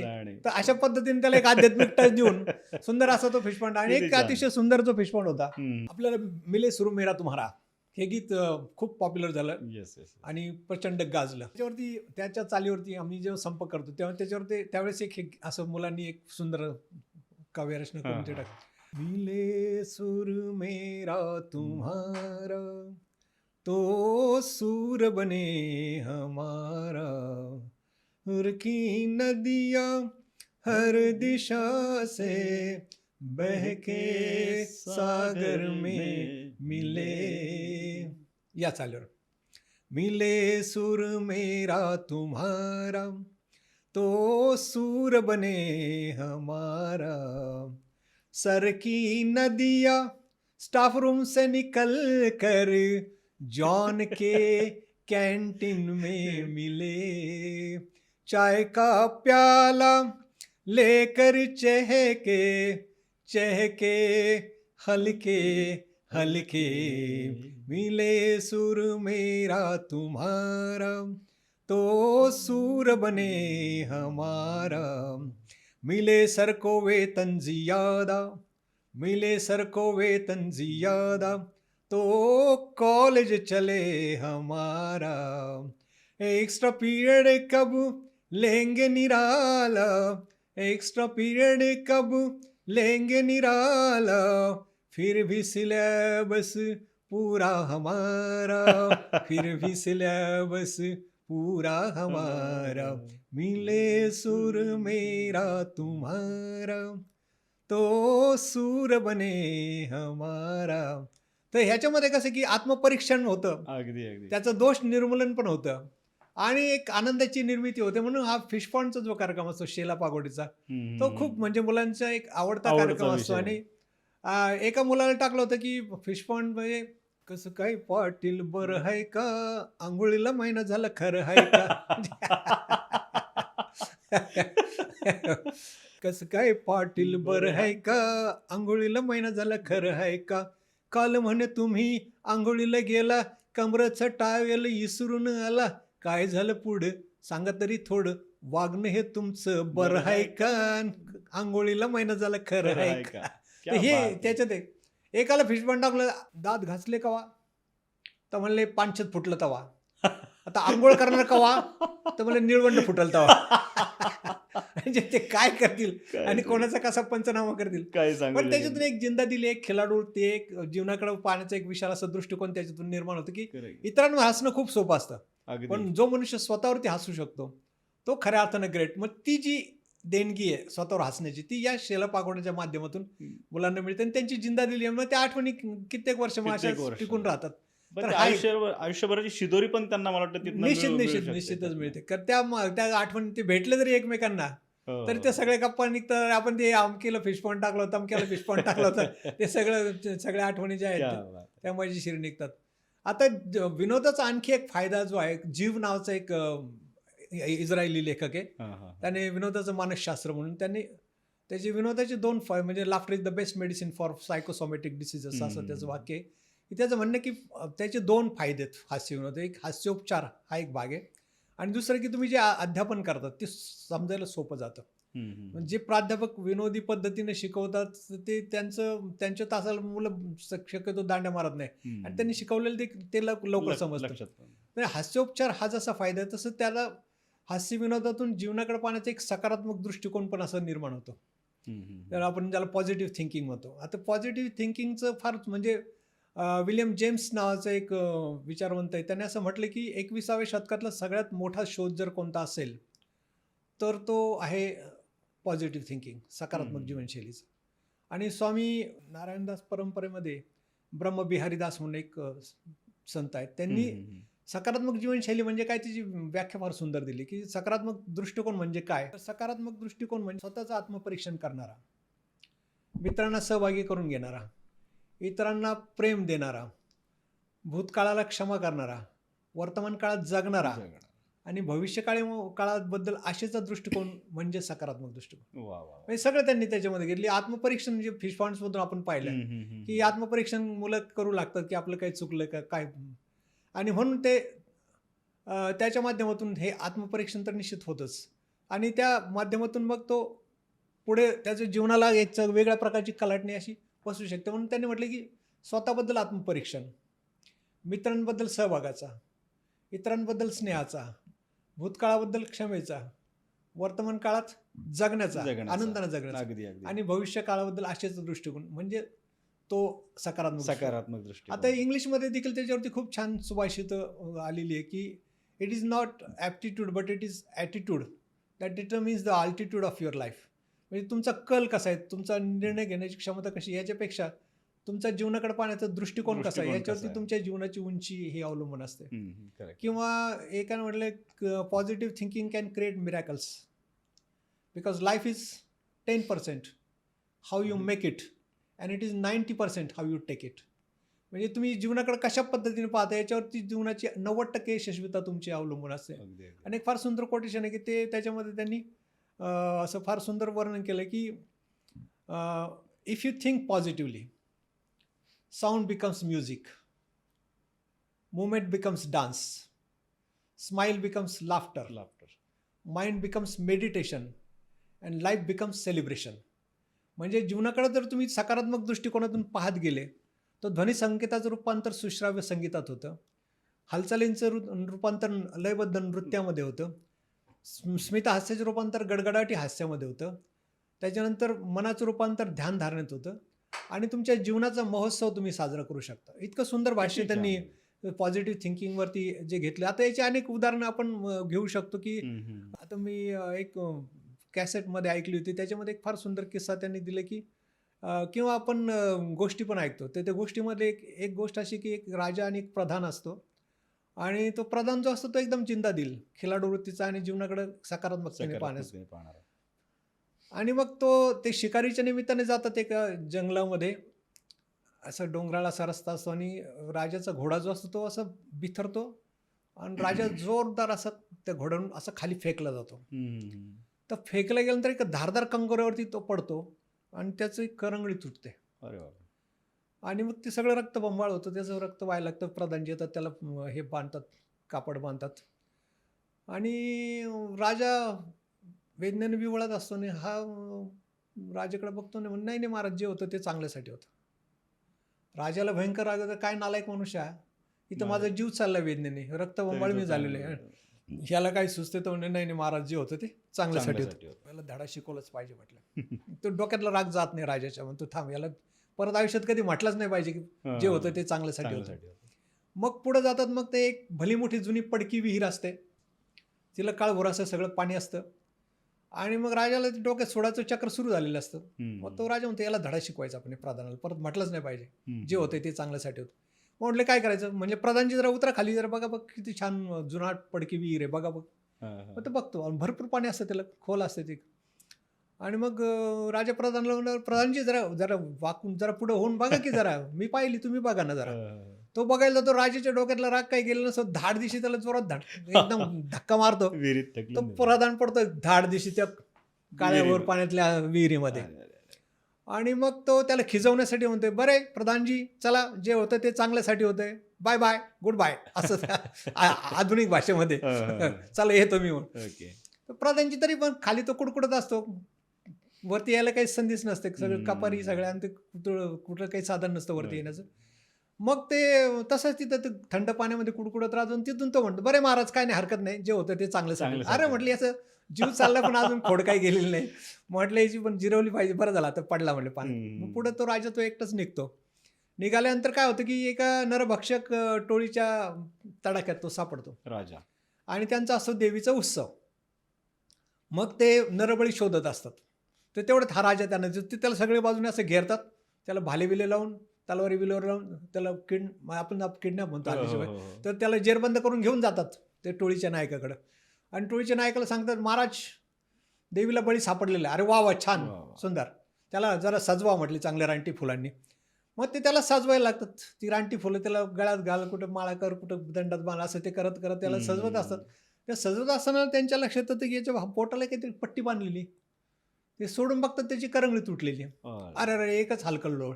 अरे गजब झाला म्हटलं, आता हे कसं, असा अपुरा बळी काही देवीला चालणार नाही. ते जातात पळत पळत टोळीच्या नायकाला सांगतात, महाराज गफलत झाली. काय झालं काय? अहो म्हटले, महाराज बळी तर मिळाला, पण त्याची एक करंगळी तुटलेली आहे. अरे गाढवांना म्हणले, तुम्हाला समजत नाही का, असा अपुरा बळी चालेल का देवाला? चालणार नाही म्हटले, त्याला सोडून द्या ताबडतोब. मग ते त्याला सोडून देतात. सोडून दिलं, त्या तुटलेल्या करंगळीमुळे त्याचा जीव वाचतो. आणि मग जीव वाचल्यामुळे तो जेव्हा परत त्याला पश्चाताप झालेला असतो, तो म्हणतो थांबा, आता परत एकदा प्रधानजीला शोधलं पाहिजे. आणि मग प्रधानजीला ते शोधत येतात त्या विहिरीमध्ये. तो तिथंच कुडकुडत कपारीला धरून असं तो थांबलेला असतो. मग त्याला पश्चाताप होतो, मग प्रधानजी माफ करा, माझ्या डोक्यात राग होता म्हणून तुम्हाला मी खाली ढकललं, काय पण आता तुम्हाला मी वर काढतो. म्हणून तो डोक्याचं मंदिर काढून तो ते खाली ते पागोट्याचं ते कापड खाली सोडल्यानंतर त्याला धरून तो प्रधानजीला वरती काढतो. आणि मग प्रधानजीला होतं, माफ करा, माझ्या डोक्यात खूप राग होता, त्यामुळे मग तुम्हाला धडा शिकवायचा म्हणून मी तुम्हाला विहिरीत ढकलून दिलं होतं. मग तो म्हणतो, महाराज काय, अरे जाऊ द्या म्हणले, महाराज कशाला जास्त विचार, जे होतं ते चांगलं सारखं. अरे अजून तुझ्या डोक्यातलं तू गेलं नाही का म्हणलं विचारायचं, किडा तू, जे होतं ते चांगलं. म्हणलं, महाराज विचार करा, तुमची करंगळी तुटली होती म्हणून तुमचा जीव वाचला, त्यांनी तुम्हाला सोडून दिला. मी जर तुमच्याबरोबर असतो तर त्या टोळीतल्या लोकांनी मला पण पकडलं. म्हणून ते तुटलेल्या करंगळीमध्ये तुमचा जीव वाचलाय, ठीक आहे, पण मी जर तुमच्या बरोबर असतो तर माझा बळी गेला असता ना. तुम्ही मला विहिरी ढकललंही चांगलं झालं.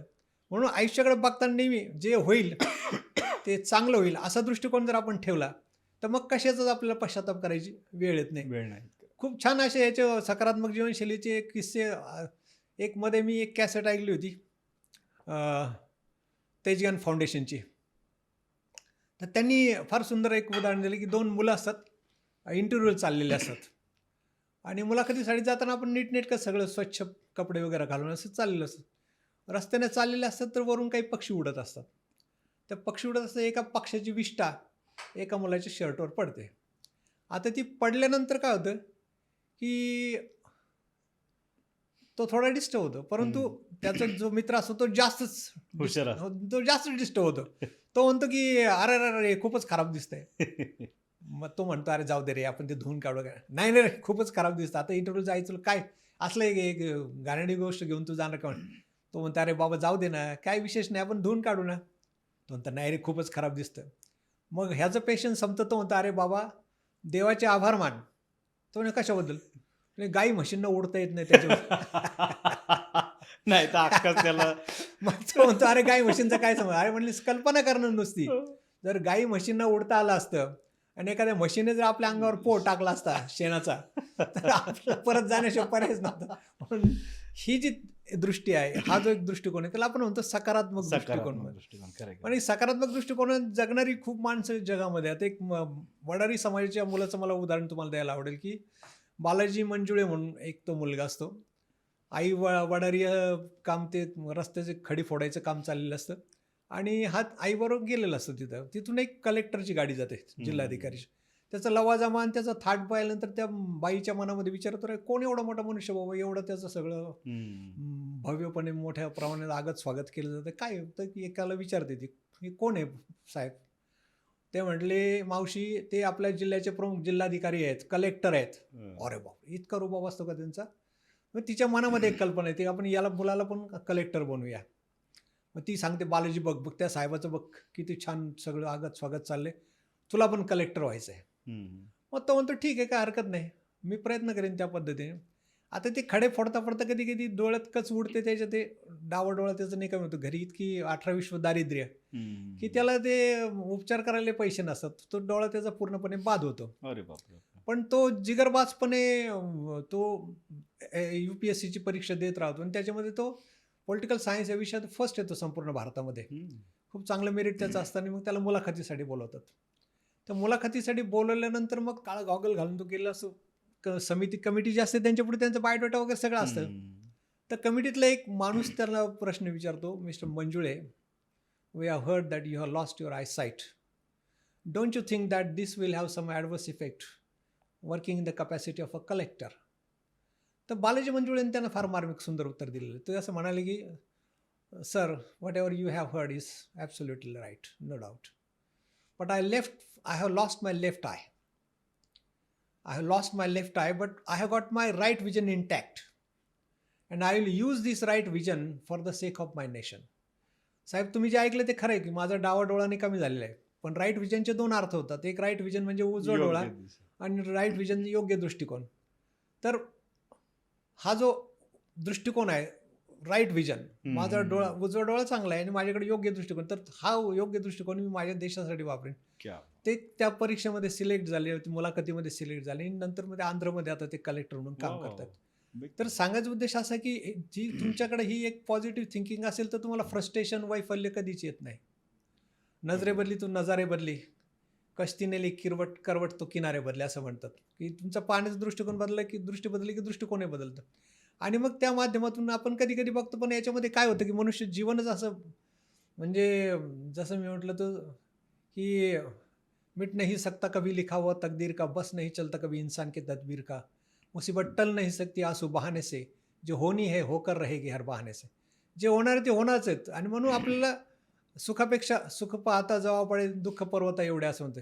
किंवा एक धागा सुखाचा 100 धागे दुःखाचे, जर तारी हे वस्त्र मानवा तुझी या आयुष्याचे, हे जे म्हटले कधी माडगूळकरांनी. तर ते दुःखाची तीव्रता आणि ती जास्त आपल्या जीवनामध्ये जाणवते. आणि मग कधी कधी काय होतं की विद्यार्थी असतील, त्याच्यानंतर काही शेतकरी असतील किंवा हे सगळे, आपण त्यांच्या जीवनामध्ये सारखं जर असे दुःखाचे क्षण येत गेले की ते एक नैराश्य, एक त्याला आपण उद्रेक होतो, नैराश्याचा पण उद्रेक होऊन मग नको ते लोक पावले. बरोबर, अगदी खरं आहे की त्याचं फ्रस्ट्रेशन असेल, त्याचं डिप्रेशन असेल, नैराश्य असेल, वैफल्य असेल, ते सारखं जे येत गेलं की मग माणसाची सहनशीलता संपून जाते आणि मनुष्य मग आत्महत्येसारखा मग चुकीचा मार्ग निवडतो. खरं तर आत्महत्या हा एक पलायनवादचा प्रकार झाला की जिगरबाजपणे तुम्हाला संकटांना सामना नाही करता आला, तुमचं मनोबल खचत जातं. आणि म्हणून असं होतं की ती नैराश्य, ते डिप्रेशन जर तुमच्या मनामध्ये आलं तर मनुष्यामध्ये आत्महत्येची प्रवृत्ती ही वाढ. आता आधुनिक काळात जर आपण पाहिलं तर एक विद्यार्थी असं की त्याचा कुत्रा मेला, तो कुत्रा मेला म्हणून त्याने आत्महत्या केली. अरे बापरे. एक छोटा मुलगा आहे की त्याने त्याच्या आईवडिलांनी त्याला नवीन दप्तर घेऊन दिलं नाही, पण दुसरीतला मुलगा आत्महत्या करतो. म्हणजे इतके छोट्या छोट्या कारणासाठी आत्महत्या होताना जेव्हा आपण पाहतो तेव्हा मग असं वाटतं की इथं कुठतरी जिंदा दिली या लोकांच्या जीवनामध्ये खरंय, येणं खरंय. गरजेचं आहे. आणि म्हणून मग ते त्या पद्धतीनं जेव्हा आपण पाहतो की आज जगामध्ये जवळजवळ एका दिवसाला 3,000 आत्महत्या होतात. म्हणजे तो जर आपण कॅल्क्युलेट केलं तर साधारणपणे एका मिनिटाला 2 आत्महत्या होतात. बापरे! भारतासारखा आपला जर देश घेतला तर या देशामध्ये दरवर्षी किमान 1,21,000 पेक्षा जास्त ते बापरे! 1,50,000 लाखापर्यंत आत्महत्या आपल्या देशामध्ये होतात. आणि मग त्याच्या माध्यमातून जेव्हा माणसं अशी आपली जीवनाची यात्रा अर्धवट अवस्थेत संपवतात, मग ते वाईट वाटतं आपल्याला खूप, की अरे खरंय, असं खरंय, व्हायला खरंय. नव्हतं पाहिजे. खरं तर त्यांना योग्य पद्धतीने जर गाईड केलं, तर ती आत्महत्या टळू शकते. 1-2 उदाहरणं मला तुम्हाला सांगायला आवडतील. एक म्हणजे कसं, की एक विद्यार्थी असतो, ही इंग्लंडमधली घटना आहे, हं, हं, हं. की त्याच्या मनामध्ये अचानक अशा आत्महत्येचे विचार यायला लागतात. परंतु शिक्षकांची आणि त्याची मैत्री असते. त्याची इंग्रजीचे जे शिक्षक असतात ते त्याचे अतिशय आवडते असतात. आणि मुलं तुमची आणि त्यांची जर मैत्री असेल तर ते खूप चांगलं तुमच्या सगळ्या खाजगी गोष्टी पण तुमच्याबरोबर शेअर बरोबर करतात आहे. आणि मुक्त होण्याचा प्रयत्न करतात त्याच्यातून. तर त्याप्रमाणे मग एक दिवस तर त्या सरांच्या लक्षात येतं, तर हा नेहमी हसून खेळून राहणारा मुलगा असा एकदम अंतर्मुख झाल्यासारखं का का झालं याला? झालं? किंवा याला काय अडचण काय आहे बाबा? म्हणून ते त्याला म्हणतात, की तास संपल्यानंतर मला भेट तू. हं, हं, हं. मग त्यांचा तास संपल्यानंतर हा भेटायला जातो ना. "काय रे," म्हटलं, "तू नेहमी इतका छान आनंदात राहणारा मुलगा आणि असा आता हिरमुसल्यासारखं का? काहीतरी काही अडचण आहे का तुला? हं, काही हं, हं. काही प्रॉब्लेम आहे का?"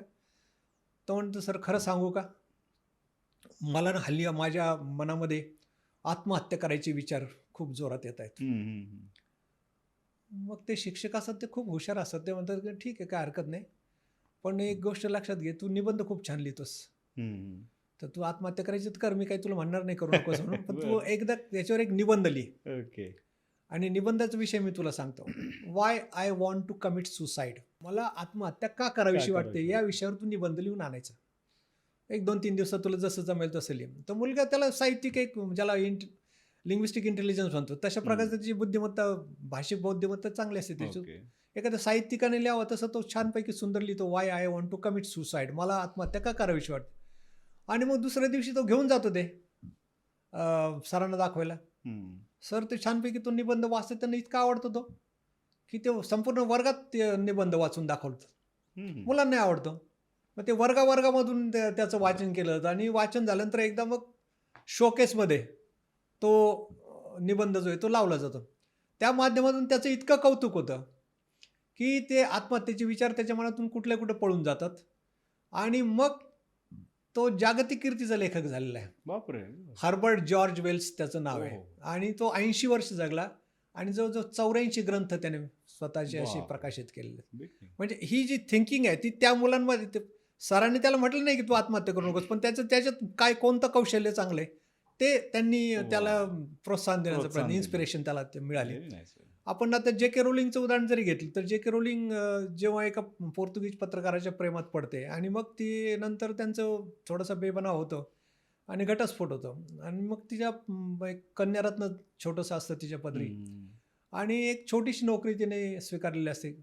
तिला पगार अतिशय कमी असतो आणि मग ती बऱ्याचदा तिच्या मनात विचार येतात, की अरे आपण हे असलं आपल्या छोट्याशा चिमुरड्या पोरीला आपण जर दूध म्हणा, पावडर म्हणा, औषधं म्हणा, या सगळ्या अगदी अत्यावश्यक असणाऱ्या गोष्टी जर आपल्या पगारातून देऊ शकत नसू, हं, हं, हं.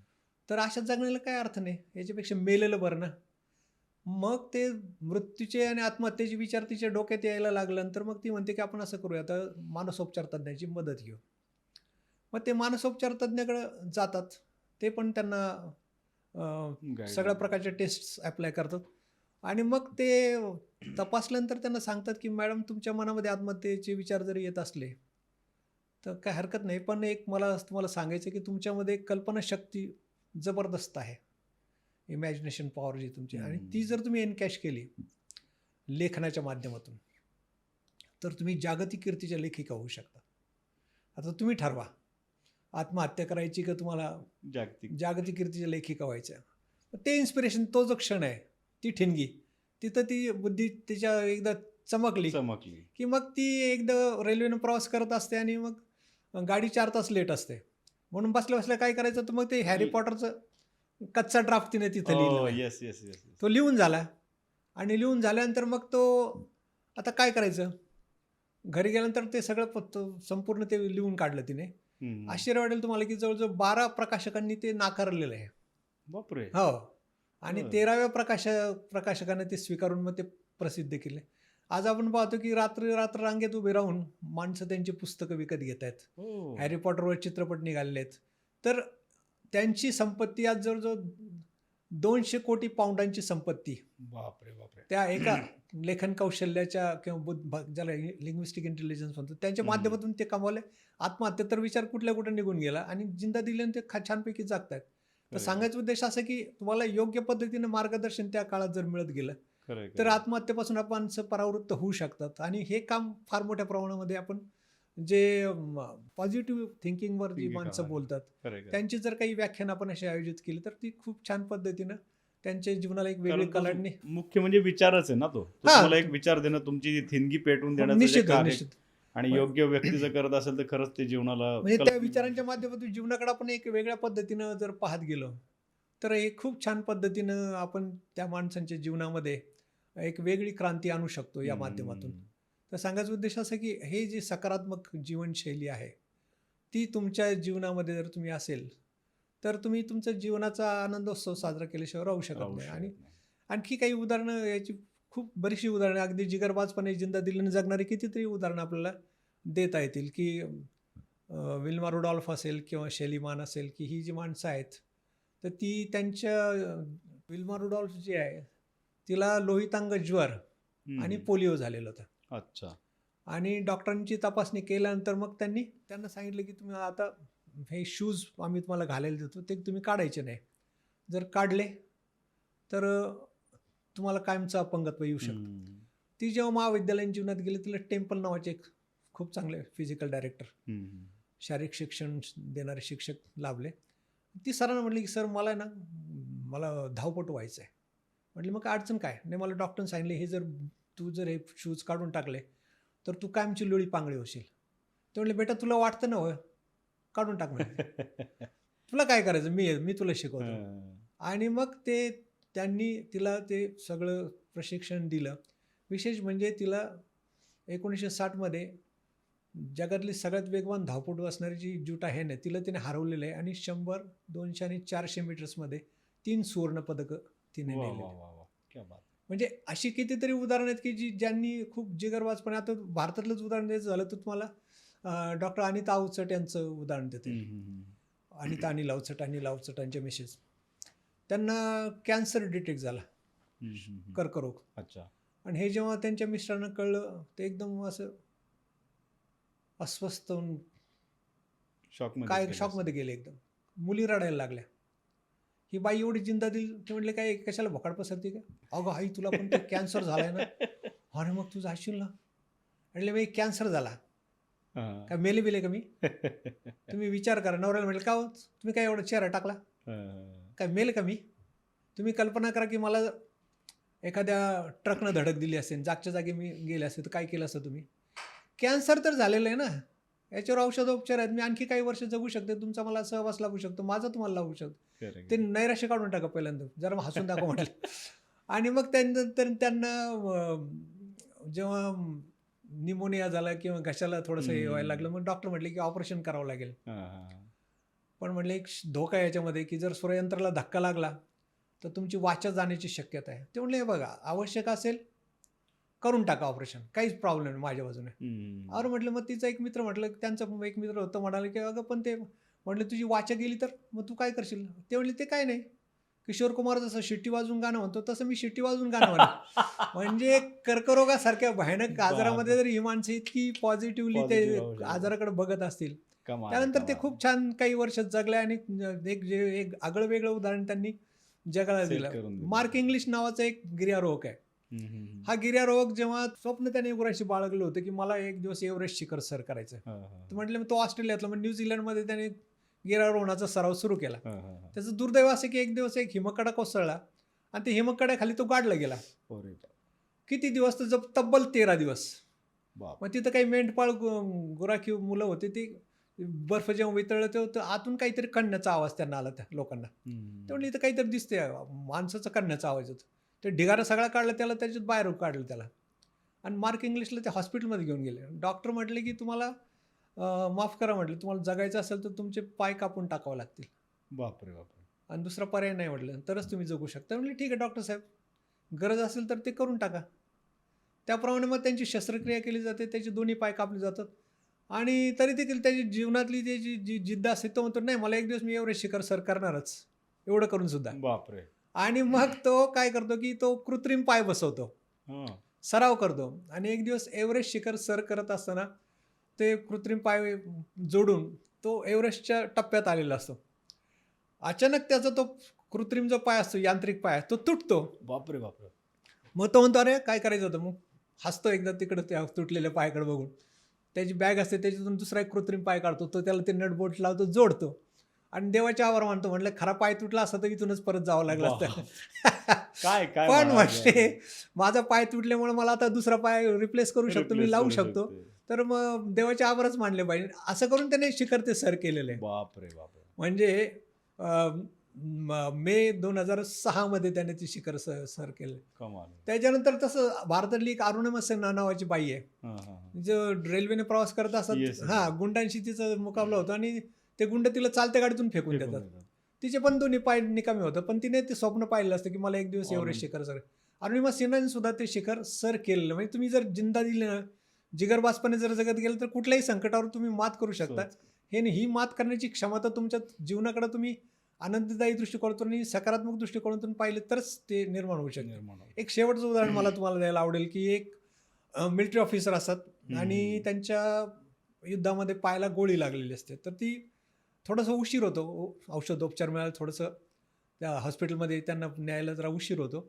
डॉक्टर त्यांना तपासतात आणि तपासल्यानंतर मग ते म्हणतात की माफ करा म्हटले, तुम्हाला जगायचं असेल तर आता पॉइझनिंग झालेलं आहे, कारण बंदुकीची गोळी जी ती घुसते ती अशी सायक्लिक मुवमेंट असते तिची, अशी ती अशी सरळ घुसत नाही. इथे एवढं छिद्र असेल तर पुढं ते असं भगदाड पडत जातं आणि ते म्हणले पॉइझनिंग झालेलं आहे, आता तुमचा पाय कापण्याशिवाय दुसरा पर्याय नाही. ते म्हणले डॉक्टर ठीक आहे काय हरकत नाही, तुम्हाला जे योग्य वाटतं ते करून टाका. पण म्हणले तुम्हाला अपंगत्व होईल, मग त्याची चिंता करू नका तुम्ही, I am happy, no problem. ते शस्त्रक्रिया केली जाते त्याचं. मग ते केल्यानंतर हॉस्पिटलाइज झाले असते. काही मित्र त्यांचे भेटायला येतात. असंच एक मित्र एकदा आपण पण पाहतो पेशंट आपल्याला भेटायला तर जरा बरं वाटतं तेवढं आपल्याला मित्र भेटायला आले तर मिर्झा गालिबचा एक शेर आहे त्याच्यावरती फार सुंदर. तो असं म्हणतो की तो आजारी असतो त्याची मैत्रीण त्याला भेटायला जाते, तर त्याच्यावर तरी शेर आज केलं की उनके आने से चेहरे पे आ जाती है रौनक, कि उनके आने से चेहरे पे आ जाती है रौनक और वो समजते की मरीज का हाल अच्छा आहे. म्हणजे तिच्या येण्यानं फुलतं थोडंसं चैतन्य माझ्या चेहऱ्यावर आणि तिला वाटतं मी बरा झालोय म्हणून. तर ते एक मानसिक परिणाम असतो त्या व्यक्तीच्या सहवासाचा. आणि हा मित्र जेव्हा त्याला भेटायला जातो तेव्हा बघ त्याचं पाय कापून टाकलं, तंगडं गमावलेलं आहे, लंगडा झालेला आहे, त्याला खूप वाईट वाटतं. तो हळहळ व्यक्त करतो, my dear friend, it's really very pity that you have to lose one of your legs. मला फार वाईट वाटलं यार तुझं हे पाय तोडलं. तो इतका जिंदा दिला, खेळाडू वृत्तीचा ऑफिसर असतो. No no take it easily, हां आय एम व्हेरी हॅपी. अरे काय म्हणतो तू हॅपी? आणि तो त्याला परत विचारतो, my dear friend, you are lost one of your legs and still you are saying that you are very happy. How do you dare say so? What is the secret of your happiness? म्हटले मित्रा, तुझा एक पाय तुला गमावलं लागेल, लंगडा झालेला आहे, आयुष्यावर कुबडीवर चालावं लागणार आहे, आणि तरी देखील तू म्हणतो की मी फार सुखी आहे, I am very happy. What is the secret of your happiness? हे तुझ्या म्हटले ते आनंदाचं काय रस आहे ते तरी मला सांग म्हटलं. तर त्या माणसाने जे दिलेलं उत्तर आहे ते आपण प्रत्येकानं आपल्या अंतःकरणात करून ठेवलं पाहिजे. तो असं म्हणतो त्या मित्राला, my dear friend, I am really very very happy. My dear friend, I am really very very happy because hereafter I will have to polish only one shoe. मित्रा, मी अतिशय आनंदी आहे कारण आयुष्यामध्ये इथून पुढे मला फक्त एकाच बुटाला पॉलिश करावं लागणार. तर हे विजन जर आपल्यामध्ये आलं तर मला असं वाटतं की आपलं इथं आजचा जो विषय घेतला आपण चर्चेला, ते प्रत्येकाच्या जीवनामध्ये असं जर पॉझिटिव्ह थिंकिंग आपल्याला निर्माण करता आलं तर मला असं वाटतं की आपल्या या कार्यक्रमाचा उद्देश सफल झाला आहे. तसं आता शायरांनी याच्यावरती खूप छान भाष्य केलं आहे की एक शायर असं म्हणतो की, त्याचं नाव नाही मला सांगते, पण पाऊस असतो आणि पावसामध्ये तो शायर असं एका हातात छत्रीने एका हातात धोत्राचा सोगा घेऊन चाललेला असतो. तर त्याचा मित्र त्याला भेटतो, तो बोले इस पे कुछ शायरी हो जाए बारिश पे. तर त्या शायराने फार सुंदर 2 वेळी त्याला ऐकवलं की ये बारिश का मौसम भी कितने शान से आता है, ये बारिश का मौसम भी कितने शान से आता है, एक हात में धोती तो दुसऱ्या हात में छाता है. म्हणजे हे जे शब्दप्रभू म्हणतो आपण त्यांना ते कौशल. किंवा एक जण असं तो पावसाला त्याची मैत्रीण येणार असे भेटायला, तो म्हणतो बारिश इतना न बरस की आ न सके और आने के बाद इतना बरस कि वो की जाना. वापस जा न सके. क्या बात म्हणजे ही जे everything is fair in love and war म्हणतो आपण तसं सुंदर. तसं आसमान में बादल तो बहुत आते हैं लेकिन बरसात नहीं होती. मुलाकात तो होती है मगर बात नहीं होती. पण आज सौभाग्य आमचं की मुलाकात पण झाली आणि बातचीत पण झाली. तर ते एक म्हणून त्यांनी शायराने वर्णन केलं क्या की बात. शब्द हे फार जपून वापरले. म्हणून त्यांनी असं म्हटलं की बात हर बात को बात नहीं कहते, बात बड़ी मुश्किल से बात होती है. बात हर बात को बात नहीं कहते, बात बड़ी मुश्किल से बात होती है. बात हीरा है, बात मोती है, बात लाखों की लाज खोती है, बात फूलों की बात होती है, तो बात खंजर की कात भी होती है.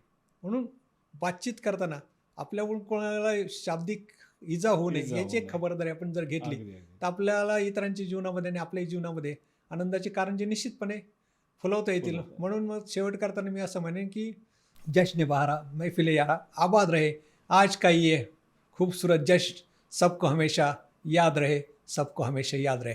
तहे दिल से शुक्रिया, मनापासून हार्दिक धन्यवाद. ही संधी तुम्ही मला उपलब्ध करून दिली. This is a treasure of pleasure for me and I will preserve it throughout my life. Happily. Thank you thank you so much sir. तुम्ही इथे आलात आणि इतकं सुंदर, इतक्या साध्या पद्धतीने आणि लोकांना समजेल अशा भाषेमध्ये ह्या ज्या छोट्या छोट्या उदाहरणामधनं, फिशपॉन्डमधनं लोकांना बरोबर मार्मिक पद्धतीने पटतील असे सुद्धा उदाहरणं आपण दिली. आपण खूप खूप धन्यवाद तुमचे.